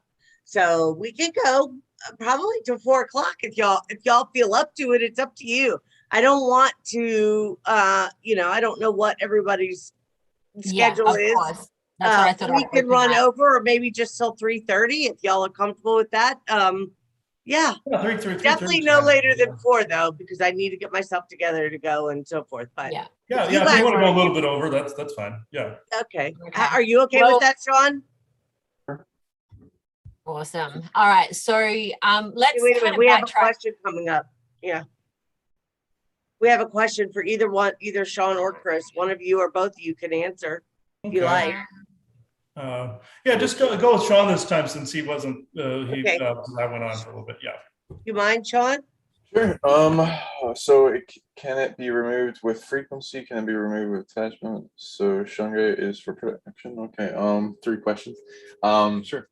So if they're talking about the implant and stuff, yeah, I definitely am big on removing implants. It's not something I think I'm towards freedom and not invasive technology. If you want to interact with AI in any way in the future, it should not be something that breaches the skin. There's like a lot of different technology that you can just wear and it interacts in a positive way that's intaking biofeedback and stuff. So it's invasive, it can be interacting with mind control. And so I don't like those timelines of technology. But yeah, any physical implants, you can remove it. If it's energetic, even more easier. You can go back to like figuring out when it is, any moment in time in the dreamscape. It's not like set in stone. Things it hinges on an agreement in the reality bubble. Otherwise, it's against natural law or the free will of the individual and the interference principle of this dream realm. So if ET are trying to implant a person or even the military, you go back to when they found out about you in the timeline and project a whole bunch of camouflage, enough energy to get them off your ass. You go back and prevent it, which takes a lot of energy, but depending on how much they want you for, but you can figure out what tipped them off to even your presence, because they're not just like after everyone, and they're not just, they have a limited amount of technology they can implant people with. So they'll use it for people that they're actually seeing as a value or of a threat. So then you lower yourself to, in perception, a level below their threat line, then it will kind of dissipate. And if it's even more, you can like read how much it's in the timeline, how solidified it is in hologram. And even if it's really solidified, you can do things to get rid of it. You can summon like your soul family and ask them to remove it in a visitation. And you can figure out what the species is and end up on a do not fuck with list, or put up enough like deterrence, or if as they cross your boundaries and rules, put those back in time in a trap. And as you make it a big trap, like, oh, the longer the thing you're incurring in my reality attaches to me, the longer I will take down your entire thing that you claim ownership of, even though it's stealing from others. And then their entire system just collapses. The more, and then you make it obvious that it's hinging on this attachment to you. So then they can get their attachment out. Energetic, easier too. You can like practice with exploding it or reverse engineering it, or just getting out and then transmuting the energy into something of value, and then seeing where, because there's a limited number of beings that have the authority to create energetic implants. It's like lessening more and more as it's exposed. But yeah, it usually goes to like, where is the ability stolen from? And then tracking that back and healing or bringing the authority back into harmony, so that they aren't getting it thefted from them, and then all the stolen technology dissipates. But yeah, I like that. I like that explanation. I like the do not fuck with list. I like that. So yeah. Yeah. Where I've had to go back and actually do correcting like that, where I've just taken my name out of their databases and such. You know, I've gone back along my own timeline and looked for the origin and set up traps like that too. And it takes them quite a while sometimes. If you put up a real virulent trap, it takes them quite a while to adapt to that, especially the military and such. It may take them months to actually retaliate for that one, but it's like that is if you're even on their remembrance or do not, like the fuck with list of theirs. If you're on that, it's still on that list. they can refine you. But if you erase it on all their timelines and all their computers and all their equipment, it's going to take a while for anything to mess with you. There was an example of that I saw in Doctor Who one time, where he went back in time and erased his name from like all the Dalek records and everything, and they completely forgot who he was. And it was like so that they would leave him alone. So that's what he did. I love you guys. I love it. Yeah. Yeah, the challenge of like the camouflage, any eye that comes forth, I like see it as like, oh, a new way to like see like how to improve my camouflage, and like tracking those back and how they became aware of me is a fun little task. That like, oh, do they get authority? Is this from a past life, or do they gain this huge awareness with perception or whatever? That's a huge question, because when I was going through, I had a spontaneous Kundalini activation. You guys are somewhat familiar with my story. I mean, I've talked with you guys about this, but my light body lit up and they came after my ass. There was no, like, immediately they were on me. I was using telepathy. I was connected with the earth. I was getting information from her, all of that. And I would see silhouette beings in the trees, like overwhelming love. I mean, it was just amazing. And it was nonstop targeting, house getting broke into, military jumping out, taking pictures of me, Jen showing up, floating underneath my chandelier. I mean, it was just insanity at its best. And you mentioned energy weapon, Chris. They sent something, a beam, straight to my heart. They tried to explode my heart. I literally woke up screaming, Salem, yelling my brother's name. I don't know why, but I felt like my heart was going to literally explode, like I was just going to combust. If it they was use horrible. the death energy. I'm sorry? Yeah, if they use the death energy. Yeah, Is make that what like that is? Yeah, make the gun with like levels of stun to like kill switch engaged, because like as good beings we got to be like, okay, let's not use the big weapons until like they cross the line. And when you put up the boundaries and they cross the line, if they send death energy or something that can like cause destruction or like illness or all that, and that warrants the same level back at them. And I like to reflect it back at them. Yep. And if they, I death and my pain are my friends after having a lot of it sent at me. So I treat it like, because it's like stolen usually by, they didn't earn any of this. They're abusing it already. So just like, I free it. It's like, oh, somebody was abusing you, death ion energy. Oh, I'm sorry. And you aren't, you're not going to be abused anymore. And then I bring it into a space off my body, and then into a place of healing and balancing, and then evolution. And then it like becomes an ally. And then I rear it up to like test the situations and see if I get like see if there's bounties on this being, and like what Earth wants. If I cross the checklist of like, oh, my higher self's okay with it, my Earth's okay with it, Source is okay with it, me like reflecting a certain amount of death, if it crossed the line, if it's actually killing people, then to send it back at it in an intensified force that just like collapses its own suffering that it's emitting onto other people, to get rid of what it deserves in karma, because it's trying to hot potato it off to other people. Yeah, we call that karma dumping. That back in yin, so it collapses it as if it's gravity wanting it to happen. Oh my gosh, that was so much.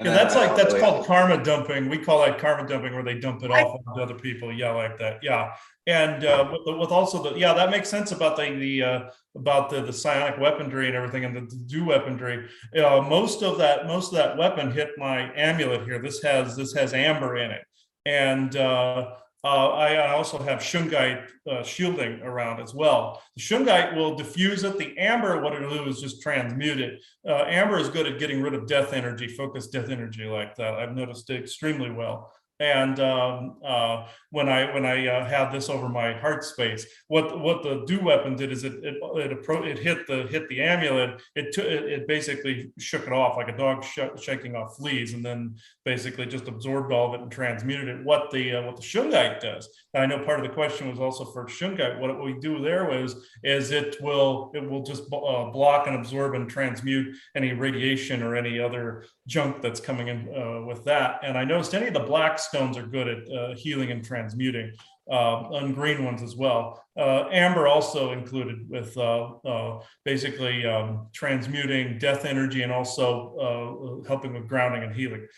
So I combined a lot of these different stones and these different elements together to create physical traps for things like that, and physical shields and physical barriers, using the magic of the stones and everything, along with my own doing exactly like what you were saying, Sean, about basically reflecting it back at them. I do that constantly. I put a big mirror back, and I just basically send back what they hit 100,000 times to 1,000,000 times what I got hit with. Then I put in whatever other codes and information I would have put in there, and it reflects it back. Usually I hear cursing thrown back at me somewhere when something explodes on the other end, but it's like I hear something blow up in the ether somewhere, and then most of the time I hear cursing in German coming back at me. But it's like the threats, they can't do anything other. Yeah. Like, When they resort to flipping you off and threatening, they can't do shit to you after that. So it's like You guys are so awesome. yeah. So I love it. I love it. Yeah. I don't want to. So Lily, you had a question for them about the womb, and Yeah. do you guys mind answering that for her or helping her with? Yeah. So I literally was having a chat to Sean about this the other day. I was going through a bit of stuff with my eldest, and this is something that I find a lot of people on the path, that they can sometimes feel as though that their children are being used as a portal to sort of get to them and cause psychic attacks via a child. So I was told that I am a divinity birther, which I knew this, but being a divinity birther, you don't just birth great light, you can also birth great darkness. And I was told that I had my womb chakra, my womb space hijacked, for lack of a better word, by Illuminati. So I was actually an Illuminati birther. And some of history's greatest monsters apparently came through me. Weirdly enough, I kind of feel like I may have been Hitler's mum. I hope not. That wouldn't be a great milestone of my soul's evolution, but there's some weird thing that comes up for that. But where I'm getting at is that my eldest son in particular, he really struggles to stay within the light. And he has been targeted since birth as well. He came out the womb like a tornado and has stayed that way. And this other psychic had told me that my son needed to be medicated. He needed to be put into a group home because he was dangerous and it was only a matter of time. I don't agree either. Because I've done a lot of work within this space. I have done so much work with releasing the attachments, clearing, and I mean that's a regular occurrence. He's big with online gaming, and he's 14, so the pornographic portal gets open and those kinds of things as well. But there definitely is a very ancient darkness which comes through him sometimes. Mm-hmm. And he's doing a really great job of accepting my contribution towards helping him rewriting these contracts and these timelines. However, there's this loop that I haven't been able to clear yet. And I know within my heart of hearts that Illuminati or whatever it is, a dark ancient force has definitely pissed off that I am not dealing with their shit anymore, and I refuse to do their work. I could have very much gone down some not great paths. I temporarily did in moments, but I have found this space where I'm at now, and I'm making these positive choices so that my my healing can flow on into the collective, into our beautiful earth as a whole. But my son is definitely experiencing some stuff which I just haven't worked out how to be able to clear. Our family on my dad's side, my great-grandfather is a Grandmaster Freemason. We come from the Royal Windsor bloodline. So there's a lot of Freemasonry, there's a lot of Illuminati, there's a lot of Knights of Templar, that kind of stuff. So yeah, if you guys are happy to tune in a little bit and see what you can find and see if there's anything you could recommend for me, which I feel could potentially help a lot of others as well that feel their children are kind of going through a bit of a target too. What have you noticed in the barriers to what you want, and what is your goal ultimately? Ultimately, my goal is for my son to live as healthy as a life as possible, a happiest as life as possible. I understand that there are definitely some karmic replays of some of his behavior is very similar to how I was when I was his age. So there's definitely sort of a bit of pattern, ancestral kind of ties with that, which I'm having to do a lot of work on continually clearing myself and being able to take on board. There are times where I feel like a victim, and I'm not a victim. There's just shit, whatever I'm getting triggered by is obviously aspects of myself that I'm still needing to heal. And he is 14, however, he's still very connected to my aura, which normally he would have detached from that. So ultimately, I'm wanting to find as best of a resolution as possible for him to hopefully not have to go through the dark shit that I had to go through. But I might have another 4 years at least left of him working out his own stuff, and I just have to hold space as a mother through that. But it's terrifying. It's terrifying seeing him right on the cliff's edge of where I walked down, and that was drug addiction, that was self-harming or just self-destructive behavior in general. So my hope is to try and help him steer clear of that, and also protect my 4-year-old son as well in the process, who can sometimes be a bit of an emotional punching bag as well. I don't know if that answered the question. Sorry. Yeah, I've been seeing a lot of stuff too. I believe not only your lineage, but your soul's been tagged. That you have it on both ends. I'm seeing you're definitely a birther soul-wise in history, and also in this lifetime as well. That looks like they were attempting to channel all that junk into your son, but this is something that can be cut off. This is there's a let's see, a bit of signet in his energy that's identifying him as a. Let me see what this translates to. Yeah, they seem to think that he's some kind of I don't want to say sacrificial lamb. That's the wrong term. It's more like we'll just completely we'll continue on with this through him versus you. And but with you, yeah, you were through history. I see you playing the same role throughout your lifetimes, and the bad guys elected this within the false incarnation cycle in you to accomplish what? To at least bring about certain genetics at a particular time in history, either for distraction purposes or infusion of different DNAs within the ancient history or ancient world that led up to now. And it looks like even he and you have some of those same genetic ties that you created in those other lifetimes. And he is mirroring that because they want him to mirror that, but this can be cut off. Now, if he's meant to bring some of this forward to dump it and transmute it, then that's why he's here. But trying to see if that's why he's here. I'm going to just tear that signet out of him and get rid of that. Let me see here. Oh, please.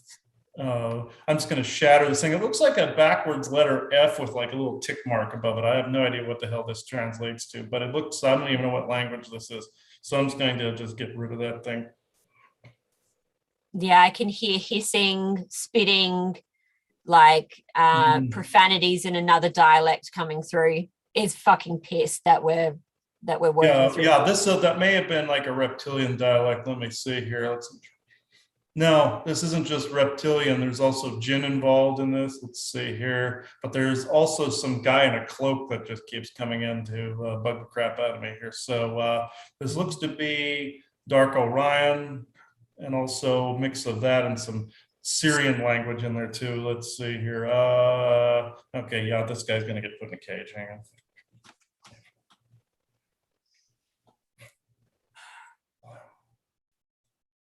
Okay, looks like there was there's also some dark magicians trying things from other realms too. Okay. It looks like some of you, both your sons and yours abilities have been displaced somewhere. Yes, they have. Okay, hang on, I'm gonna dig out one of these here. Let's see here. It's yeah. calling for it. Yeah, I always my brain always translates them to like tools that are being stored in a shed somewhere or in a library or something like that, and there's some kind of demon guarding this. So I'm going to collapse that realm that he's in.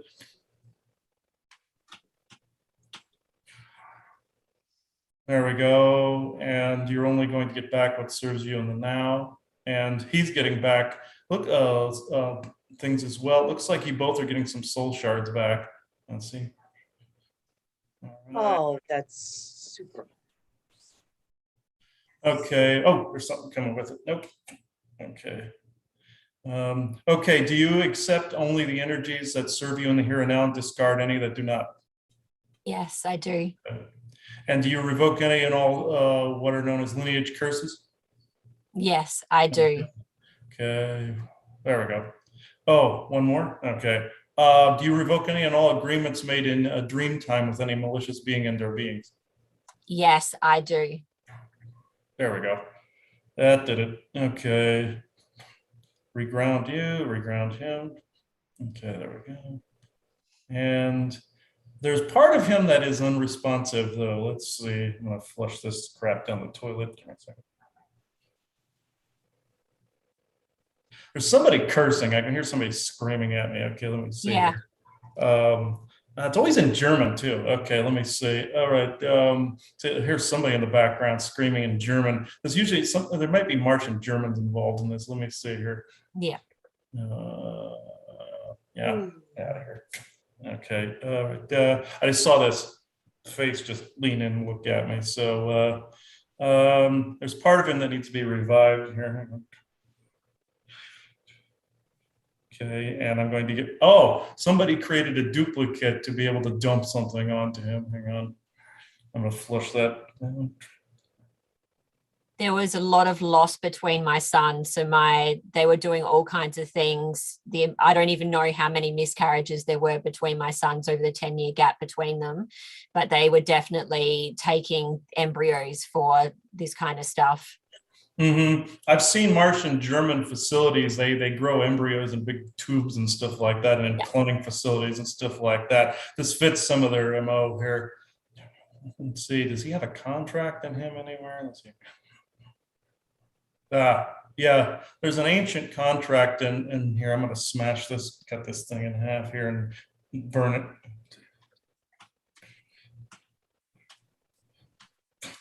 Come on. Isaac, I need your assistance, please. Thank you. All right. Okay. Oh yeah, that there was a heavy amount of codes and information coming from Mars. Heavy amount of it. I'm sending that back at them. They're going to be fairly unhappy here. Let's see.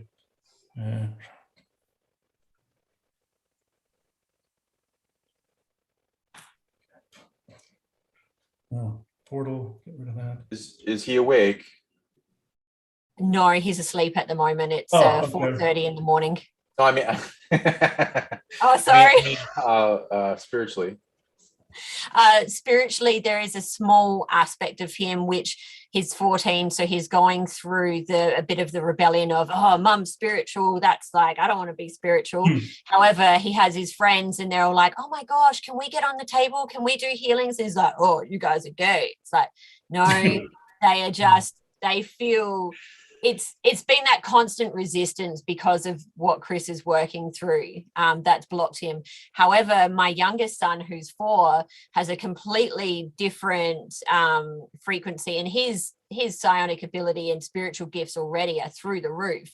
The recall he's had from his own missions, and he tells me about these different missions that he goes on and different beings that he sees, different spirit animals, is absolutely phenomenal. But lately, literally probably the last 2 months, whatever has been working through Jet has been starting to try and work its way through Phoenix as well. Okay. So is he like more into the Matrix and the mundane world kind of stuff? Jet is, yeah, definitely. Is that because of opposition to you, or is it because of the video games, or what is he doing usually? I think it is a combination of both. He has had so much stuff happen to him, and he hasn't had a circle of friends where he's been accepted. He's always been on the outcast because of what society calls being on the spectrum. However, I could feel energetically it was such a layered shit fest, pretty much, of all these attachments and stuff that were going on. And he has really doesn't have a sense of self. He doesn't know who he is, and all he wants is to be accepted and loved. However, he continues to be rejected and come up against people who just take him in the wrong way, and he goes about trying to find attention and love in some not healthy ways with his peers. So we're just about to take him out of mainstream schooling once we get the approval and put him into a specialist school where they will have smaller class sizes, and they are all of the teachers are psychologists, but it's not about pushing that Western ideology onto him, but more so giving him the support to be his authentic self or discover who his authentic self is. But the video games absolutely feel like a portal too. What do you notice in negative behaviors to others he's demonstrated? Extremely manipulative ways of trying to get his own way. He's extremely defiant and rebellious. Any form of, trying to put a boundary in place, he will try to sabotage it. For me, trying to do my business with taking clients, whenever I have a client, even if he's aware of it or not, somehow something happens with him and it sabotages. Well, anyway, maybe there's aspects of me sabotaging as well, who knows? But there's been some massive abundance blocks. When he was younger, I was in a much more abundant flow as far as financial resources. However, since this behavior's been peaking, there's been this huge abundance block that's come through, because partly what I'd like to use that financial abundance for is to give him more support in living his best life, to be able to help book him in for sessions. So yeah, the abuse, which has also been physical, he's turned around and said things like, I'll stab you and watch you bleed and laugh whilst you die. He's physically assaulted my dad. He on the surface shows great enjoyment out of making myself or my younger son suffer and be upset. He can't help but laugh when someone's crying or upset. There's been times in his younger years where he was found in the backyard dissecting lizards, whether or not that was out of curiosity or that was out of something else going on within him. But the animal side of things, that hasn't, not to my knowledge, that hasn't been anything that he's been diving into. I feel that there was an aspect of him that it was out of curiosity to sort of see how it works, but there was also a very sadistic aspect of him too that was, yeah. How's his emotional body? Has he demonstrated empathy? He demonstrates empathy in very small doses. Pretty much he is like, he was beaten up at school last week, and he actually let the bullies beat him up. He stood there and took it because he thought that they would think he's tough. And he literally was completely demoralized. It was recorded, it circulated around surrounding schools. And he's so shut off emotionally that he's like, well, I don't give a shit. Like, I don't care. Mum, you're overreacting, it's fine. Whereas the school, now that they know about it, me, his dad, everyone's like, what the fuck? That's not okay to allow people to do that to you. But he's like, oh, it's fine, it's fine. But that's his thing, is that if he hurts someone's feelings, oh, well, fucking, I don't care. But I can feel that inner child, that beautiful, true, soulful spirit in him, bawling his eyes out, saying, why are we doing this? Like that little trapped aspect of him. Yeah, it's really, really hard. I see a comment coming up about someone else's son with ODD, and that's the kind of behavior, like that opposite defiant disorder, or whatever it's called. That's the kind of behavior. So the empathy is very rarely out. It's only until, and I don't get to this point very often, but last week I was at my lowest of low, going through these peaking energies, and I had a huge breakdown in front of him. And it was only until I got to that point of really breaking down where he was like, Mom, it's okay. Remember that little boy with the sandwiches. This is video, and he couldn't eat all this sandwich, and he had the sweetest little voice, and he was always such a mama's boy. He still is, but he's just an angry mama's boy at the moment. And that aspect of him shone through, but it was only at that peak explosion of energy that he was able to step forward. But it wasn't very long after that he was back to calling me a effing C-bomb and, other such language. Mm-hmm. Yeah, I can see that where his heart was severely blocked, and I looked at the area of his brain also involved in empathy as well. And I just blew on it like it was an ember and lit it up to see if something would happen. But there is definitely a concerted effort to put him into an emotionally numbed stage here. I'm definitely, it's helpful that he's asleep, because I'm able to work on him. But yeah, it's like his brain energy has been separated from his heart energy. I'm attempting to rewire him here. Let's see. Okay, I'm gonna there was something that was on his throat here that was separating the energy, so I'm gonna yank that thing off. Let's see here. All right, there's part of him crying out for help. I could see it. Yes, there is. He's bound somewhere that I don't see. Let's see here. I'm gonna go. What emotions does he demonstrate the most besides anger?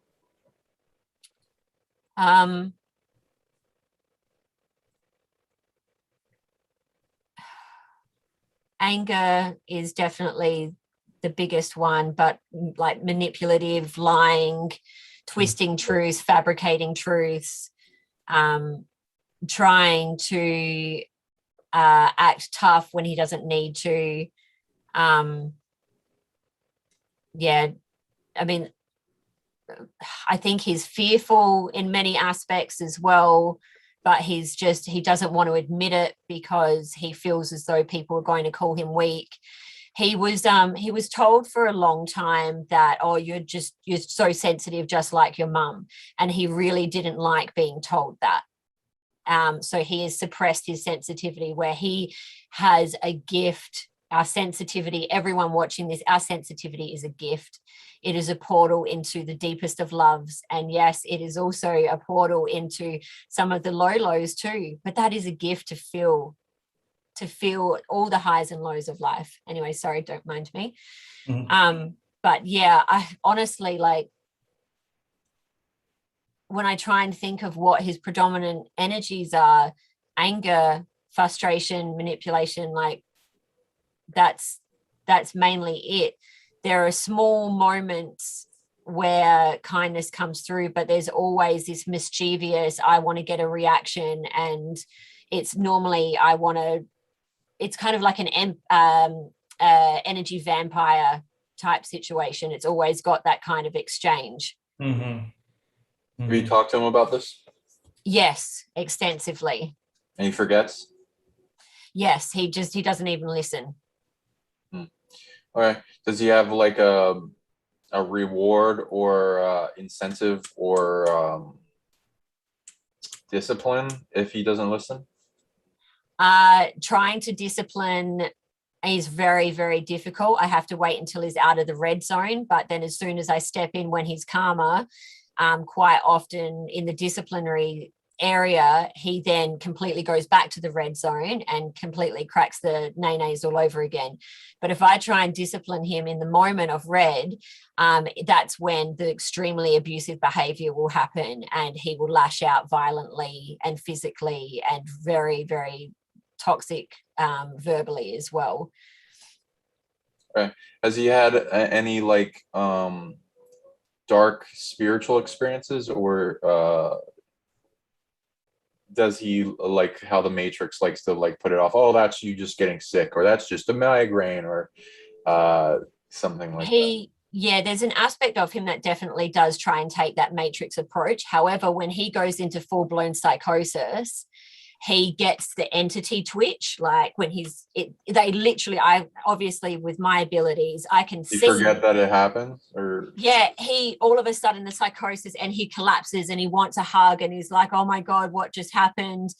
And then I try and like, he'll ask me and I'll say, try and be mindful of using gentle wording with him and explain to him, that wasn't you, that was an energy coming through you. And he's like, what do you mean?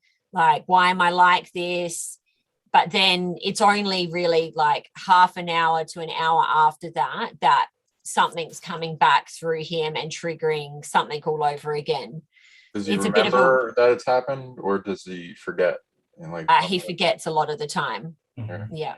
Yeah, I'd like go into somehow making a thing where he doesn't forget, because he needs to have enough like he has to have a certain amount of light experiences, and then he has to have dark experiences. The dark experiences will wake him up because they'll force him to be like a healer, like how we've had to have that happen. Mhm. Oh, Yeah. yes. So like he's like with the parasitic behavior, it's not his fault. He's like, he doesn't know what to do. He doesn't know how to do it. He needs all these little changes of like the direct and flow of everything. Right now, he'd be programming it to project his suffering onto you, and you're okay with taking it because you're his mom. I'd recommend not taking it for him and then compressing it back onto him while shining your love in unconditional non-strings attached, so that he can't like attach to you for that, so that he can build up and have a certain amount of experiences that eventually drive him towards healing, while seeing what you can do in reverse psychology if he has the oppositional aspect. Yeah. Then something where you'd mainly not focus on healing the overwhelm of his stuff so that it can like build up into the experience, but mainly I'd recommend focusing on transmuting the huge amount of asleep energy that's being put on him, and using that as a opportunity to train your awakening ability. You can transmute any energy into its opposite.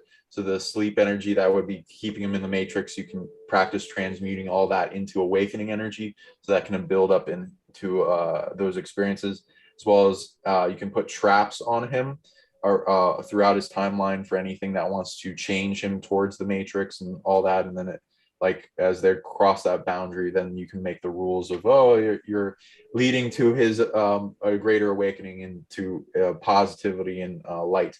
And then get rid of limits and prisons and mind control on him is the other stuff I'd recommend mostly focusing on, and making it so that you shine the love while he's in suffering, so that he orients out of it. And because like suffering is the teacher, like to change behavior, so not to like shield him from that, but to like offer him the light that shows him where to go. Then not taking his crap from him, and like using it as like a training, so that you can have it not have power over you anymore, while helping him get back his stuff, because in the things I'm seeing, it would be mostly an emotional shutdown period. So like bringing up that time that he shut down his being sensitive and being okay, in like focusing on that and opening that back up, and like seeing how to balance both. Like it's good to both be able to have a grand shield, but instead of like cutting off the heart as the way to do that, that you can open the heart while transmuting all the pain he's been through into the shield. Like he'd be teach him how to transmute things, like taking the big emotion, give it size and scale, fill it with love, and then have it shrink down as a weight on a heart. He's got a lot. He's mostly demonstrating the solar plexus blocks to his power, which then makes it so he shuts down his own energy and has to get it externally. So help him realize how to get through that. Anger is when there's something that's a challenge that the power then gives enough power to overcome it, but it's not being allowed out, and it's pressurizing, it's building up, and it's being blocked from flowing through the energetic circuit that it should be in the body. So doing some type of activity to burst it open and have it flow will help him. So like help him like get that, do that away from people, and do it enough to where it like, because it's not like an infinite amount, but he has to have it all flow out to the level that he's dealing with, and things being imprinted onto him, and limitations and cages and things stealing from him. I'm reading he's like in his emotional body at least 1 out of 100% whole. So you can like help him gain that wholeness back, and wherever those parts came from, we can go back to the wounds and retrieve them. And then nothing, because things are dumping energy onto him and emotions, maybe some bullying having to do with that, and then getting those parts back from him. I can help you with that later. And yeah, the fear, facing those fears and transmuting that, because that'll be his greatest shield internally, and then he won't have to fear anything. The frustration means he's coming up feeling blocks as well to the end, and same thing with the energy, and dealing with that. Art of letting go and art of transmutation, he's got to really know about, and then he can like chip away through that heart layer. Ask him what his goals are. If he goes into I want to be happy and love, then most people don't actually are willing to do what it takes to do that. But as you give it the tools of how to do that to him, and in a way that he can remember it, and he's able to try it. Like you give him the tools, and then you tell him, may I do something that may trigger you into emotions so that you can try it, because he has to like have an emotion that's big enough so that he can actually do it efficiently. And then as long as he's okay with that, and you can like figure out what emotion he's been feeling the most, and like in a way that's not like gonna super offend him or anything like that, but I'm sure you could trigger him in a bunch of different ways. Yeah, pretty trigger happy, that one. Yeah, and then have him like go through it, and then be with him while he's doing it, and then having support and ways to like reward him for him doing well, and showing that he has gifts far beyond others, but like the gifted come with also as much weights and baggage and targeting. yeah. So letting them know it's not a bad thing that he was born the way he is. And even if he was born with as much darkness as you're talking about, that just means he has a lot of fuel he can transmute into his of the pain and the suffering or whatever, into the opposite polarity. Because no people that haven't experienced that level of suffering can experience only them can experience a greater level of love than they've experienced in the past. Definitely we've discussed that before. I don't know, get a lot of sticky notes and put that all around of like the lesson, because the memory thing will have to do with the other entities, and then you can cut off the entities from doing things that would stop the growth. So your ultimate goal is growth, not like shielding him from his own suffering, and make sure he's not dumping that onto you, or anyone else is not taking that up for him. And then help him learn how to create the light inside, so he makes his own energy, which is indicated by bliss and then being in happy. And let him ask him in different ways that because like if you ask him in the same way, it will trigger him. So ask him in different ways so it doesn't apply the trigger. It's weird, people. Yeah.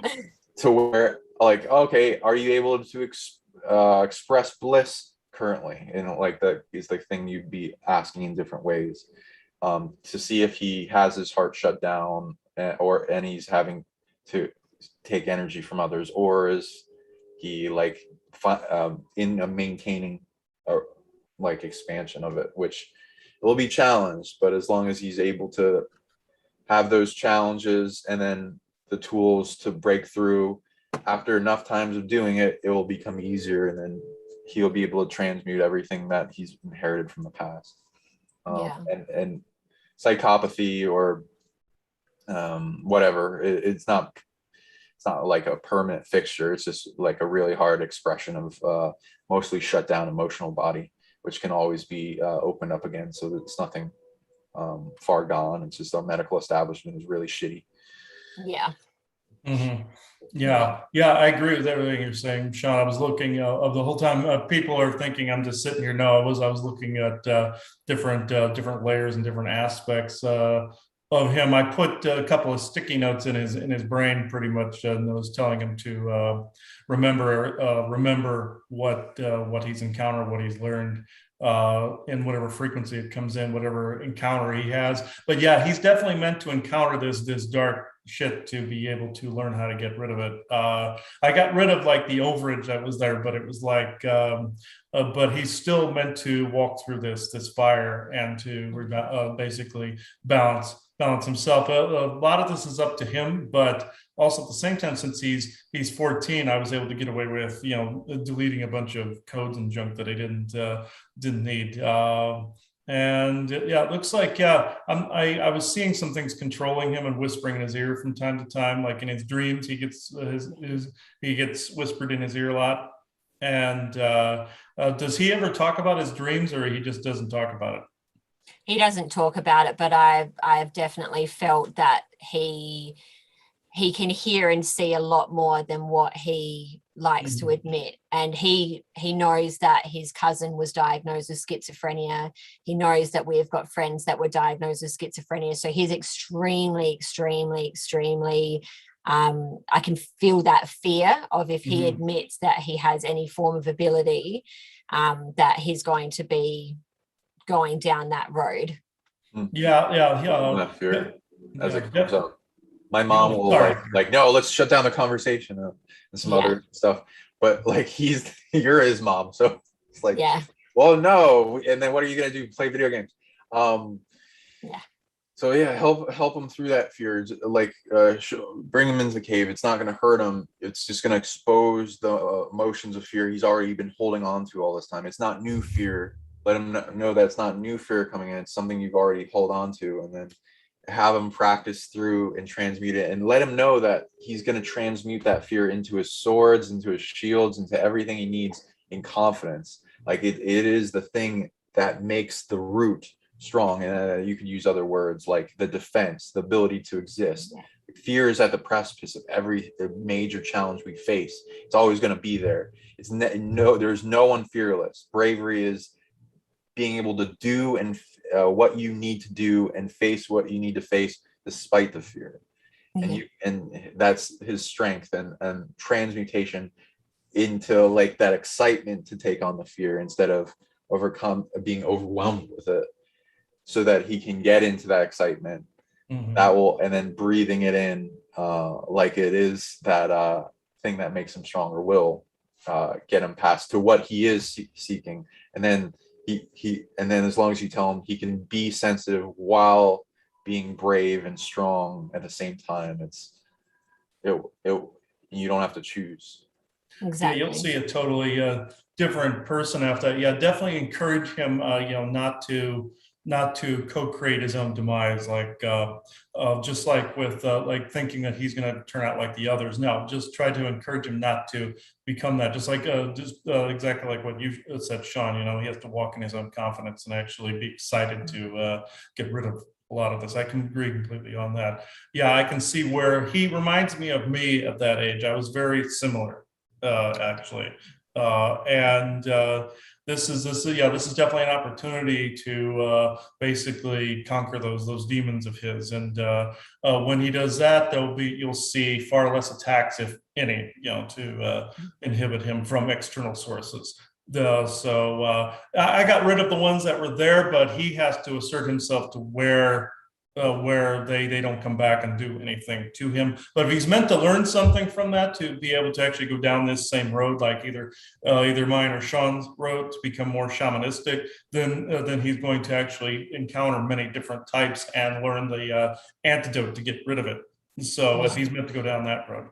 And the behavior comes up, then they'll probably keep coming back. Unfortunately, it's like weird how it works. But I know it firsthand too. That's for sure. Yeah. With I just want to say, to Sean and Chris, thank you so much for helping her with this. I mean, I'm listening to all this amazing, just information that's so helpful and valuable. You guys, it is. If I have anything to offer you to say, I'm getting choked up. Okay.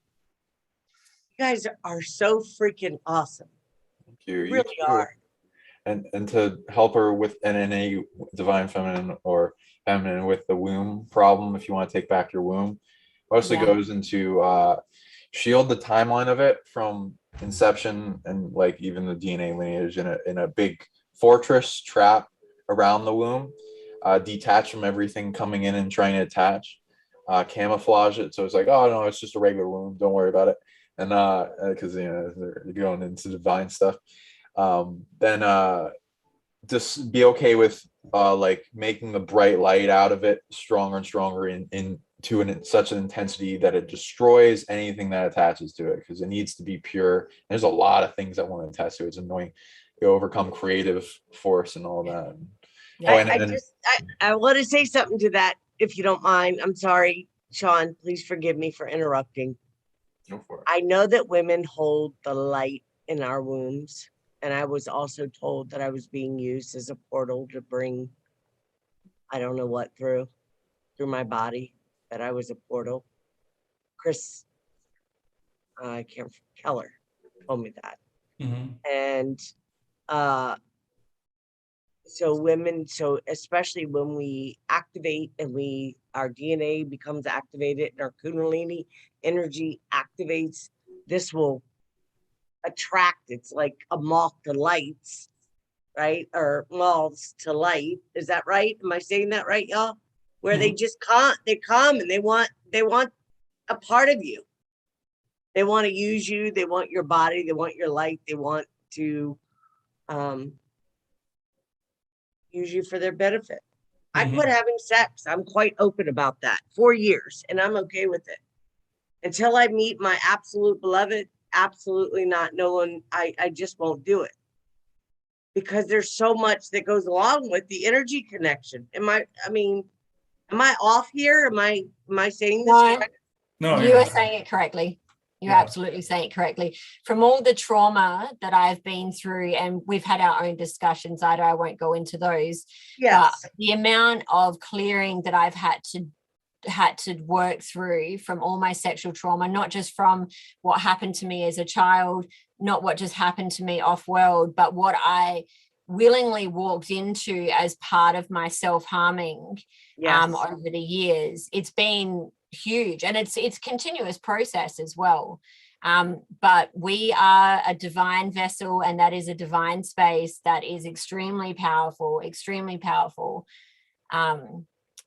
Sacred would be a great word, right? Yeah. And I realized, and it took a long time and a willingness to sit still and to be comfortable in my own skin and my own body, and not to share it with anybody else for selfish reasons. Really, I use sex just like I did drugs, food, everything else, as a way to try to find comfort and solace within myself, to feel some kind of connection and love.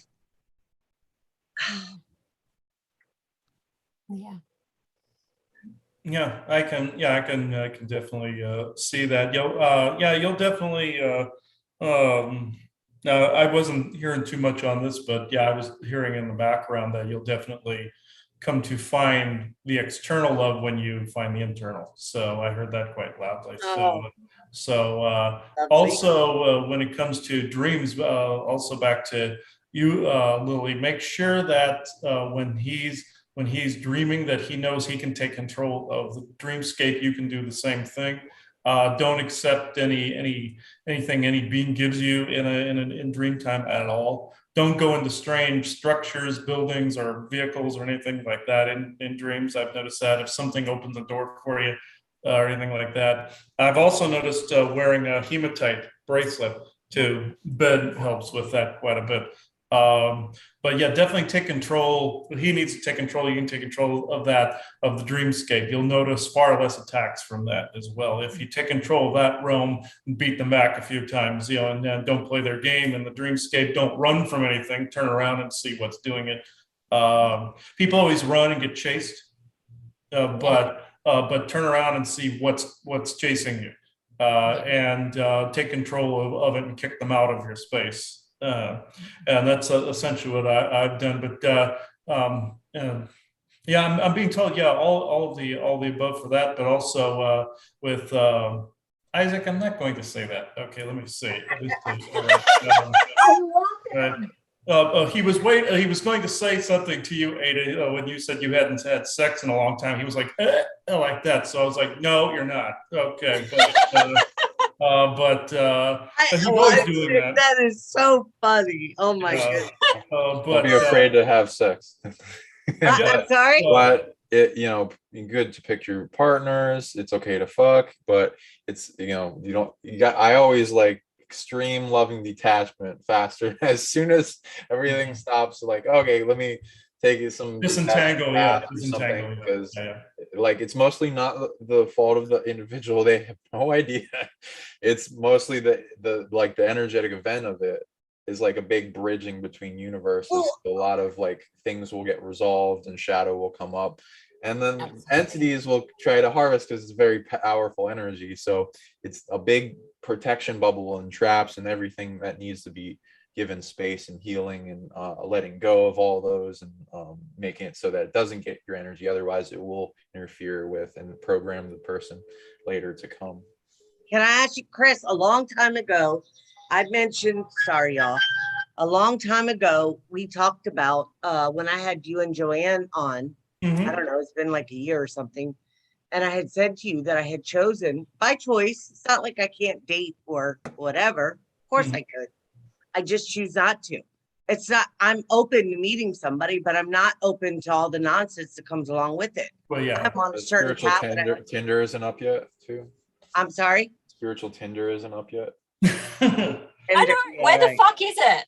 Yeah. Anyway, I saw that on Facebook, but that's how I end up in a love bite situation, by going on these that, and also they use it for the guy Rick, who worked at the Pentagon, who came and said to me, if I didn't know you were special, I'd left you alone a long time ago. 6'4" Denzel swag dude, right? Who was being used to monitor me. He was part of the Black Ops that abducted me. But anyways, I know this.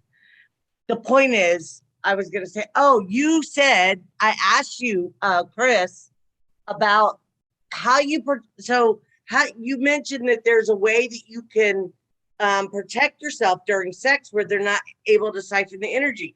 Would you mind sharing that? I'm sure a lot of people would probably like to know that. Yeah, what you do is some of the bad guys will try to distract you, so that they can get in on that. But you also you just basically have that a sacred space, or like a temple space during sex, and also make sure that no negative entities are allowed within that space, either within your body or outside of your body, and make sure that it's always in a high vibrational state or a very active vibrational state versus just the act of, if that makes sense. But also, as I've noticed, even in recent days, even since the last time we spoke, there are beings that have been hiding out in people's like sacrum area, basically siphoning the energy off from the reverse side inside the person. I've noticed, and it's really weird. Yeah, and it's very very creepy actually. And I've noticed, and there can be more than one entity doing this. They can hide within that space. And the only reason I noticed anything one time is because everything was very heavy. I'm going, what is this all about? And then I got rid of what was trying to make its way through the cord. What also happens is just basically declare that you're not really forming cords to the other person.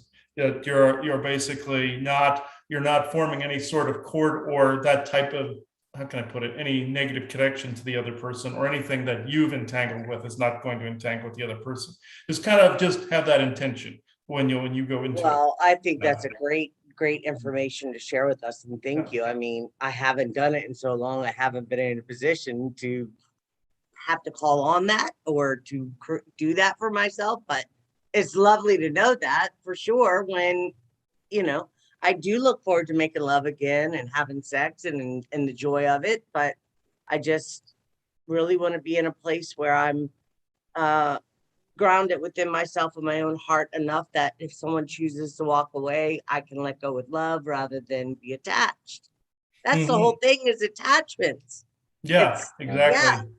And also I found out, from having been with also Joanna, and also I've also noticed that with other people I've talked to about this, that sometimes, some people carry the energy of any previous partners they've had too, just minor like entanglements. I've seen this. There was somebody that had multiple entanglements with like a couple of the same people. And they were wondering why they were losing potency in that area. And I said, well, have you cut ties to any previous partners? They're like, well, yeah, I broke up with one. It's like, no. I said, did you cut energetic ties to them? And super they're common, like, yeah, it's super common, right? Nobody detaches from their old lover, so it's like they're all exchanging things, and then some things are everything's entangling with everything. I think that's, I would love to have, okay, can I just say for the record, like at some point, maybe all of us come back on and have a show specific to that and sexual energy, sex magic, how we let go, because sex is part of its nature. It's part of our makeup. To think that, that it's dirty, or, I walked around with shame and guilt. I used to have a lot of sex. I love sex. Sometimes rude to just save their junk before. So I recommend. Wait, say that again. You like set up a fortress before or after. Are you clearing the space, Sean? I'm not trying to. No, it's good conversation. I feel like my energy field is completely clear of all that. I've done a lot of, I went through with a giant flame before we do this, let's like all the cords. Yeah. I love it. Yeah. This is. I knew when Isaac started walking in the room, somebody was about to mention something, and then like Isaac must love sex. Well, when you were talking about that before, when you said you didn't have a partner, he went like this. So it's like, and so yeah. He likes you, Ada. He's extremely prolific in that area, and he for years, I was very shy in that area, and he would appear and go, "Oh, would you lighten up already?" and stuff like that. And, I used to be a prude too, and I had, I was like, I was, what's that saying where you're whatever. Just very sexual person, but behind closed doors, but in front of people, like I was very prudish, didn't like if people talked about sex. I didn't want the conversation. I don't know why I felt so, even though like sexual jokes. My sister loves sexual jokes. Frida, she's hilarious. She's funny as crap. Or she'll call me up, show me her breasts, like to have the phone. I'm like, you are such a weirdo. My family's been so like out there. My mum has only ever been with my dad. She's only ever had one sexual encounter, which is my dad. However, she is the dirtiest minded lady that you'll find, and her nickname is Dirty Jan. And so sexual jokes in our house and just like cheekiness is it's definitely something that's been a big thing, and everyone's very open about their encounters. And you don't always want to listen about your parents' sex life, but no, they'll put that shit on the table for you. They're like, nah, take this serve. So that's funny. I am very lighthearted about it, although I do take my my healing and my well-being and my sexual energy much more serious than I did when I was younger. Of course, you know, Yeah. when you grow up and go through the things like what we've shared before with you learn to become promiscuous, you learn to look for love in the, you know, outside of yourself, or confuse sex with love and that kind of thing. And I'm so very thankful that I've gotten to get to where I'm at, and I continue to grow and spiritually evolve and become learned to the best of my ability. And Likewise. yeah, because it Yeah. feels so much better than to, you know, there's nothing like having sex with somebody you love so much, or you feel you do, and then after sex you feel so depleted and disconnected, right? That's the worst feeling from a woman's perspective. I don't know about men, but you know, when you really love and care about somebody and the feeling isn't mutual, I mean, they say it, but you don't feel it, and you feel depleted and hurt and drained, you know, it sucks. I don't ever want to feel that way again. Like And a vacuum. yeah, I'm sorry. Like a vacuum, yeah. So Yeah. Yeah. draining. Yeah. I mean, I went through that. I went through that when I went through my love bite scenario, where I met the guy on not Tinder, but one of these freaking things, because I was thinking, I don't want to go to a bar and meet anybody. I don't drink. I don't do drugs anymore. Like, where am I going to meet somebody that, you know, is at least I can resonate with, or develop a friendship and build a whatever. I was ready to settle down. I was in my 40s. It was like, okay, I want a life partner. I want somebody to build a life with. And it was a love bite scenario in every way. But then I found out when I went in the fourth dimension, or in my dream time, that the being that the person they sent to me to drain me of my Kundalini energy was not the person that actually I was connected to in the fourth dimension, if that makes sense. Yeah. Okay. Yeah. I've noticed that people have relationships in different And dimensional Chris, layers. you know this, and Yeah. yeah. So he was Honestly- only being used as a vessel for that Yeah. being to enter in order to be able to do what he did. And I'm over that too. Like, I'm over it. I'm not angry about it anymore. I just know better, much better now. Yeah. In a big Honestly, way. I see with my clients, they're sort of mixed bag, but probably about 80% of my clients are women who have been through these kinds of, whether it's sexual trauma or carrying shame. So sacred sexuality is such a great topic. And if we are able to all co-create on a conversation on that topic again, I think it would be absolutely amazing. All of us have got our own experiences and wisdom.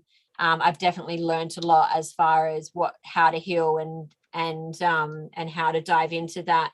But I think that having the contrast of Sean and Chris with us would be just such a wealth of wisdom. So yeah, I think that's something that the audience, and I know my audience in particular, can absolutely benefit from, for sure. Absolutely. Sounds wonderful. It'll be fun. Yeah. And also you use lots of like tags and like like lots of what's the word? Hashtags, is that Clickbait. what you said? Because it's like, for some reason, it's the most like when I just Hashtag put let's talk about sex, baby.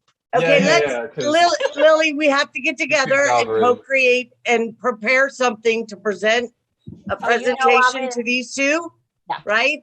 And then we will come back together.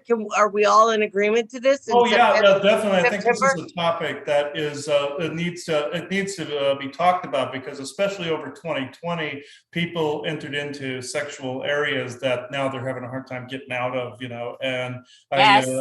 like Well, with porn and addictions, all that other stuff. sexual Yeah. areas, they even can't get talking out. about the twin flame thing, or you're the divine counterpart or whatever. Like, I know these are real things. I mean, you're with your divine counterpart. I know Joanne, and you are. I mean, she's amazing. I don't know if Sean and Lily have met her, but Joanne is she's amazing. She really is. I loved, yeah. So, but yeah, these are things that need to be talked about. So I would Thank love you. to come up with a presentation to you both, and then invite, let's come back on. And September would be great. I mean, Yeah, I don't want to yeah. push it too far out, Yeah, November September 4th. works. Yeah. Yeah, Yeah. that would be fab. What do you think, Sean? Sounds good. Looking Oh, forward works for to it. me, yeah. Lots of clickbait. What was yeah. that? When I put a sex video, it goes right up to the top for some reason. I don't have any idea why people. Well, of Well, course, I yeah, do. because we are. That's the whole thing. What I was trying to say was, we are sexual beings. We are divine sexual beings, and the higher realms, they may not have the physical connect, but they face one another, and they hold. Oh, I've heard you guys talk about this. I mean, this is where I learned it from. I think it was you, Sean. I'm sure Chris, where they send loving energy to one another, and it's euphoric and blissful, and we That's love to feel possible. good. There's You nothing can wrong have with those that. connections here. You can be on the other sides of the world and still have those kinds of really divine, intimate, beautiful connections. Yes, Totally possible. absolutely. I Yeah. absolutely agree. And Yeah. and I was talking to one of the girls the other day, one of the ladies that was on the women's round circle I did, roundtable, whatever, the other day with a couple other women, and I had talked to Veronica prior to the show, and I said to her, we often hear about how people are like, I want to escape and go to another planetary system, and I want off the planet so bad, this and that. And I'm like, no, we are so blessed. Look at how we're able to It's the come creme together. de la creme. Yeah. Earth is the creme Yes. de la creme. Yes. To go out and just smell a Not here flower, for touch the vacation. bark of a tree, Yeah, or exactly. to play with the dog. I mean, just the stuff that we're able to do in this reality. Yes, the spirit Yeah. world is beautiful. But we're so blessed. And I We are. used to be one of them because I was so pained up that was just another way to escape from feeling my feelings and healing. Was that I want to go back to Pleiades or Lemuria or whatever. And I just don't feel that way anymore, you guys. Things have changed big time for me. And then you get it's back hooked out up. there, and then you get back out there and go, why did I do that? It's like, yeah. Yeah. Oh, yeah. Why did I leave in the first place? Yeah. Yeah, right. Well, Max Spears used to speak big about this, and I'm friendly with his mother on Facebook, and I just adore him. I know, we all have had our dark and our light, our challenges, whatever, but he had mentioned, like, this is the only realm. This is why the Dracos get so attached and want to keep doing this loop thing, because of being in the physical realm. This material world is so magical and beautiful and lovely, and you really can create and manifest anything you want if you have the power and the will to do so. But it doesn't mean stay small and sit in your house, and the house and the picket fence and the dog and the whole bit. If that's your thing, fine. But you can still be expansive and still appreciate being grounded in here and now. And what Absolutely. yeah. So Absolutely. and we From know all- that by these two guys. I mean, they're doing Yeah. amazing. Yeah. So are you, Lily. I mean, Yeah, I'm so fortunate and and you. blessed that I've made some pretty amazing connections throughout the years, and I'm developing newer friendships now, which feels good. I'm open to allowing things to fall away if needed, where I just was, well, I don't know if the word confused, but just really trying to figure out how I was going to do it on my own for so long. Oh, yeah. And it's not like that. When I look around and I really think about these moments, it's like, I'm really freaking blessed. I'm super, super blessed. And I appreciate these moments, and I appreciate you guys. Thank And you. I don't mean to, I'm not trying to love bomb you or overdo it. I just want you to know the sincerity from my heart. Bombs away. All right. Drop those bombs. They're the best bombs to drop. Well, I am not, you know it if I don't like you. Meaning, because I don't talk poorly, but I just don't, right? Like, when I really have a strong appreciation for people, I let them know. I think it's important. We need to let each other know we appreciate and we see you. May not talk every day on the phone, but I see you and I feel you. I know the amazing things that you're doing, and that goes for all of you guys. So again, thank you for showing up. I appreciate it. Please make sure to tell Miss Joanne that I said hello and I love her and I Yeah. send her lots of love. Yes. I And will, yeah. maybe she'll be interested to come and join us for the next Oh one. yeah. Just Yeah. today, she's at one of her long days of work today. So it's Yeah. she works 3 long days a week, and then like the other 4 days, it's like she's home. So yeah. Yeah. Well, that's better anyways. You get to get your hours out of the way and you have more free time with you and doing other things, creative stuff. Mhm. But is there anything that anyone wants to, my 2 clients just confirmed their appointments, so I don't want to Yeah. not, I don't want to be, so let's just go for another 20 minutes or so, if that's okay. Around All 4 right. o'clock we'll end. Well, Everybody do we get a want few to- minutes to say last things that maybe you want to share. Definitely want to get Chris and all of y'all's. Katie will make sure if you could send me your email and your website information, so I can forward it to Katie. So when we publish this, we have it to put in our comment section for Mhm. anybody that's interested in booking a session with either one of these guys. I will not pick one over the other. They both are equally super talented. They both can get you on the road to, doing great things. And so I recommend them both. And Miss Lily also is doing work now. But you're now starting it back up. Is that right, Lily? Yeah, yep. So I had my 4th near-death experience last year where my lung collapsed onto my heart, major lung surgery in February, took off a big chunk off the top of my left lung. But that's all. Yeah, it was a big one. It was quite interesting actually going into the hospital and thinking I was going in there for surgery, but then had this massive mission ahead of me of clearing out the hospital of all its hauntings and clearing all the people in there. I was like, all right, let's go to work then, no worries. Half my lungs missing, but it's okay, I've got this. So that was a fun initiation process to go through, but it was good. So my books are open again, and I really love the fact that working within the multidimensional realms, space and time has no restriction on what is possible. So you can be on the other side of the world and we can absolutely do some amazing work together too. So but yeah, you too. Oh my goodness, Ida, I love you as well. But this has just been such a treat. Now, because I'm co-host and I meant to try and keep this ship on track. What was the topic of tonight's today's discussion? We didn't actually answer that question. So maybe to finish up, what we could do is talk about what are the differences between psionic abilities versus spiritual gifts, because we haven't answered that in a entirely. Chris did briefly go. But yes. We absolutely, I agree. And I just got to step away for a minute, but I'm listening. I can hear. So Okay. No worries, darling. Okay.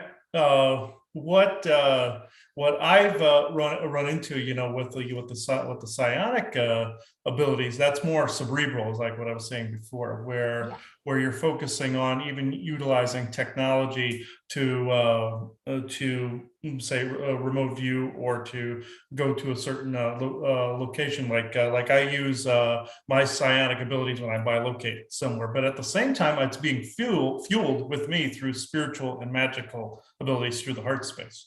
And people always like to call me very cerebral, but it's because when I'm working, I'm trying to keep emotions in check and such. But the spiritual abilities, transmuting, healing, and a lot of these other different abilities, such as regenerating, and all this other stuff, that's more under spiritual. But at the same time, the psionic can also be used, but it has a lack of, how can I put it, a lack of soul there. You have the spiritual in, and you have this other psionic and or psionic ability. And I consider it more cerebral on one end and more heart space on the other. That's how I would define both of them separately. I don't know what if Sean has a different take there. Did you want to answer that one too? Sure. Okay, spiritual gifts, super psionic abilities. Interesting. Way to phrase that. Yeah, I can combine them together if you want, or separate them as like everything's one. So it's like, this one big, huge full spectrum amount of light and energy, then like it's spreading out to any other expression of itself. So I use both in defining. I'll use the psionic aspect to reach more of the scientific mind and be able to explain it, understand it's the science, the skeptics that they're just behind and they haven't researched it, and then give them all the facts and the ways to look at it, and then some of their ego to chew on so they can go forth and understand that they can empower themselves in mind over matter in energetic mission of silence from the brain and ability to influence. The will and the mind visions is what can influence chi. Chi is a full spectrum body emission of many different types of energy. And I'll also categorize that in many different forms as well. Chi can also be expressed in spiritual form, or the spirit essence of itself, or the soul, the fuel. The difference between the spirit and the soul is like the soul is kind of a fuel backpack and plus memory backpack of who you are this lifetime, and it's kind of a essence of how long you're going to live for, and you can add to the soul and keep expressing itself past death. Spirit gifts, what you're born with, what you're savant in, what you're best at in the life will usually be an inheritance from what you've earned in the past, and can demonstrate easily past the barrier of amnesia and program into the DNA and things that you're going to be good at. And those are always there in the heart, waiting for people to open and make from its dormancy. And they'll usually be sealed away or out of the spectrum until the person feels safe enough from the shine out. And they'll start with the beginning ones, usually in the root aspect, and then build upon it as they make their defenses, their creativity, their power can shine out as it has the defense to do so. And then their love can expand outward without wounding. And even wounds to the heart can be used in a form of ways to make the heart even greater, because it like breaks the shields or the limits that allow you to go deeper into the core of it. But that like takes healing a fuck ton of sadness that'll come out and transmuting that. Otherwise it'll like trigger the person to like making a bunch of shields from feeling that, because it's not that fun to feel. Then super psionic abilities. So besides psionic abilities and just building upon that and what you can like make and influence and see and perceptions and senses and like building off. So I'd start with the empathic and the ability of the senses, and then build upon them. Every action you can do can have a psionic overlay that amplifies that in existence, like brushing your teeth, healing the timeline of your teeth, or like a waste, you're releasing that, or running, like being able to like in the unseen meet all your goals faster, and any like thing that you can see as having a type of energy extension can be extended off of an action. Make it your wand, your intention, your working out. You can amplify what your higher self is already doing, what it's already good at, and then you it teach you in knowingness as that flows in, as the consciousness merges back into the heart, and you gain the knowingness of what you've done. Going into super psionic abilities, that's also something I love to touch on as well. There seems to be a lot of barriers on this planet in this dream of like what you're allowed to do. And for those that have dreamed themselves flying and doing telekinesis, is like many times different dream worlds will have different rules. This one has a bunch of different rules based on how many people screwed with it in the past, and them needing to change it to people earning it and then protecting it from being stolen, and then lessening the degree of abusers in the realm as it quarantines itself down, and then it's allowed to unfold its psychic children and super psychic kids, that miracle kids, all the things of people being able to express higher dimensional, just being able to do it kind of expression.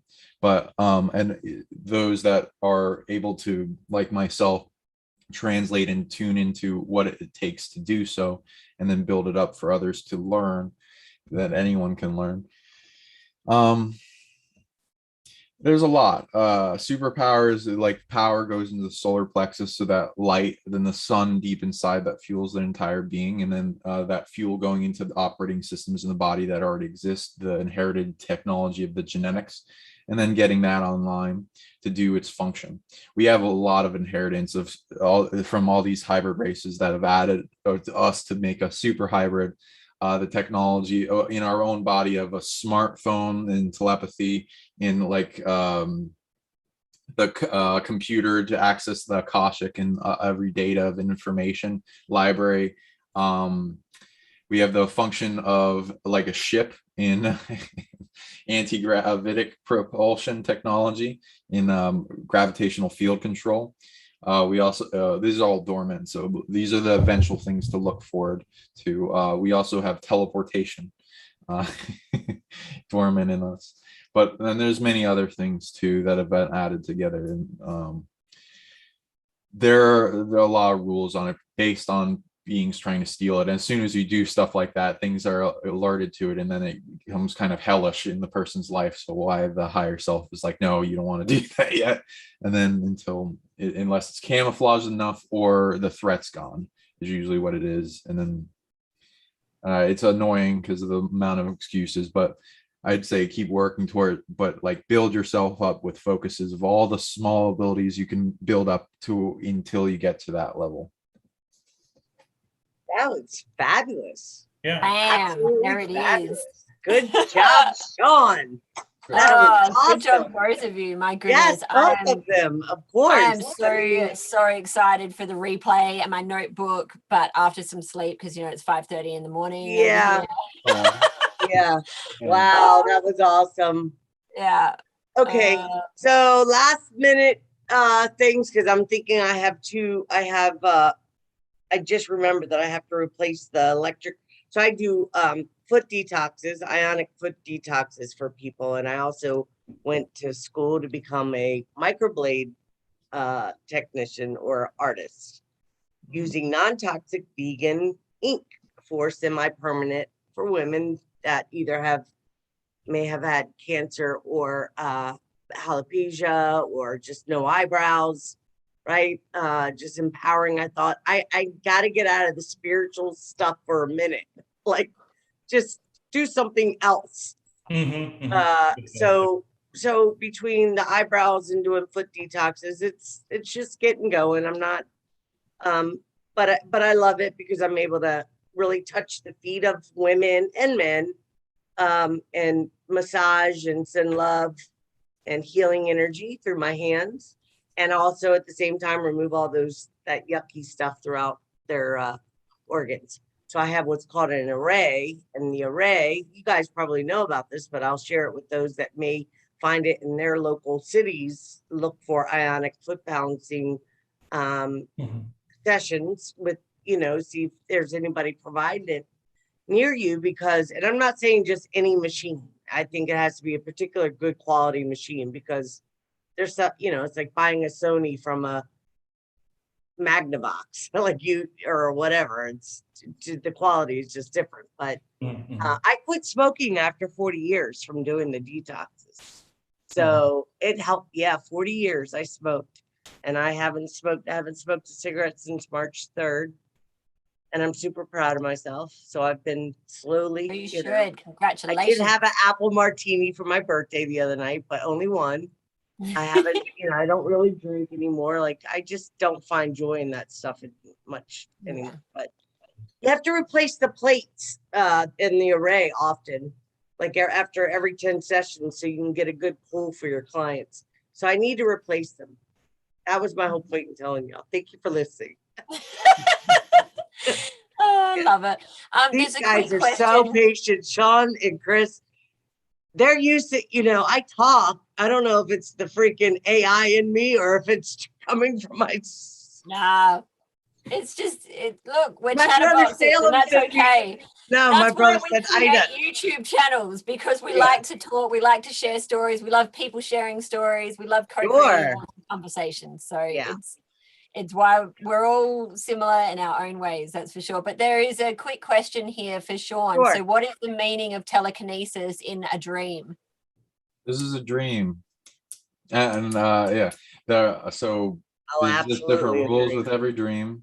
Think of it like it's interchangeable with light hologram, the reality, the bubble, the realm you're in. They're all dreams, but in different rules and like categories and technology of experience. There's an advancer one that has many degrees, and the DNA tech that interacts with it at this spectrum of light is perceived as there's 0.0001% of any given space is perceived by us, this body, and like everything else is like overlaid on top of each other, different realms. So besides that, other dreams, you'll notice if you test them, if you're lucid, which is knowing the truth and hey, there's a dream, and trying it out and trying telekinesis, sometimes you can do it, and depending on the dream, with ones that are being more incurred on and have like things like making different rules depending on the scenario. It may not even be negatively like program the dream realm to limit the different abilities, because it may have like a purpose or like a scenario to make it fun in the limitation. But some of the time it's the limitation is because something's incurring on the dream and something's stealing the authority, so that the incurring force is the only one that's able to utilize that. So then the original construct of the dream, intelligence, conscious, whatever you want to call it, will then have a quarantine aspect to limit all representations of abilities, so that it lessens things that can be stolen more and vampired off this force until it shrinks down that as a problem. Similar with what is going on in this realm. There's a bunch of different things that are abusing it until they're taken care of as a problem. Then there'll be limitations to the abilities in this dream with telekinesis and other forms of the greater ability of like force or psychic ability or flying or whatever. But like it doesn't mean that's been limited entirely. Individuals exist around the planet. There's like kids in China that can pass through walls and teleport and stuff. So some crazy stuff. But yeah, that's to represent, to keep the flame alive, that's still possible, and it takes a lot to maintain that and hold that and protect it from being, and everyone can do that. That's also in the individual growth graduation journey as well, which I recommend. But so that definitely work into yourself, but let the cup filth over so that the reality benefits from it as well. We resolve it entirely so that powerful people and the people that earned it in positive moral code is what I'm reading Earth is wanting to gear towards, the ones that gain power in the positive that earned it, instead of Positive moral code. That is. Yeah, That's going to be on my mind for a little while now. Yeah, I agree. Yeah. I agree there. Basically, when you're resolving within the self, you're transforming a reality around you, and basically transforming the codes and codexes around you to benefit everyone else. So when I do sessions, I do that all the time. I ground it into the benevolent Akashic and spread it everywhere after that. So that's what I do too. But then somebody else can grab a hold of that information and utilize it however they need to. Yeah, touching the divinity, deviating that to the rest of the reality. Yeah, exactly. That's so lovely. What a lovely way to end this show today. Yes. That was so freaking awesome. That was a great show. Thank you. Great show, guys. Thank you so much. I'm so pleased, so thankful for this. I trust it will reach the hearts of many, and definitely the ones that need it will get, thank you. Yes, so much for supporting me and supporting my beautiful son, like especially. Yes. Oh, that's so awesome, because I know that's been heavy on your heart, Lily. It's been really heavy on my heart, and these damn financial abundance blocks that have been coming through.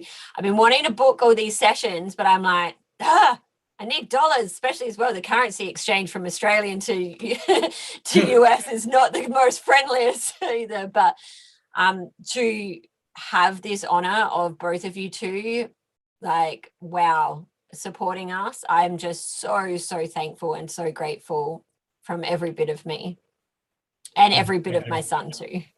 Grateful too. Oh, you're gonna make me cry. Thank you. know Thank how you, it Sean goes. and Chris. Yes. Thank you so much, guys. Thank you. You're appreciated. You're valued. Thank I see you. you. Thank you. Thank you. Love you. So I will reach out All the in the love. next couple weeks and send some information about what, we'll figure out what date will work for everybody. We could do it on a Monday like this again, maybe. It Mhm. seems to work for everybody. I mean, Lily, I'm sorry. You're the only one out there that has to get up at 2:00 in the morning. I think it's only fair to say I'd rather one be woken up at 2 in the morning than all of us. Right. So Look, it's totally fine. I am a-okay to have, like, so the next show will be doesn't matter. on sexual energy, sex magic, Sacred sexuality. yes, sacred sexuality, all those yummy words that seem to grab the attention of, Yeah. and yep. And maybe we could talk about some of the symbolism, like the Oval Office and the what's it called? The Giant phallus. Yeah. yes, the phallus. Yes. Yeah, I So, just got some right. new Egyptian cards, and one of them, he's got a big almighty boner just like looking straight Yeah. at you on this card. Is like, Yeah. hey, Yeah. So we birth new worlds and new reality. I mean, this is part of. So we can do it in a positive, loving, sacred way, or we can, Absolutely. absolutely. try Part to of my trap people and trap Yeah. energy and stuff. And we don't want part that. of my clearing of the land is birthing new energies through my womb space for it after I've cleared all of the other stuff. Yes, that's Yeah. lovely, Miss Lily. That's lovely. Mhm. Okay, so you guys, thank you for a fabulous show. Thank you, Chris, Thank you. Sean, Lily. Thank for you. having us. And I'll reach out to you guys soon. Please make sure you forward your information so I can get it to Katie, because we're gonna upload this like right away. Okay. And you guys have been able to record it. Please share it out. And I look forward to the next one. All right. Love Thank you you. guys. Appreciate it. Thank you. Love you. Thank you. Bye. Yeah.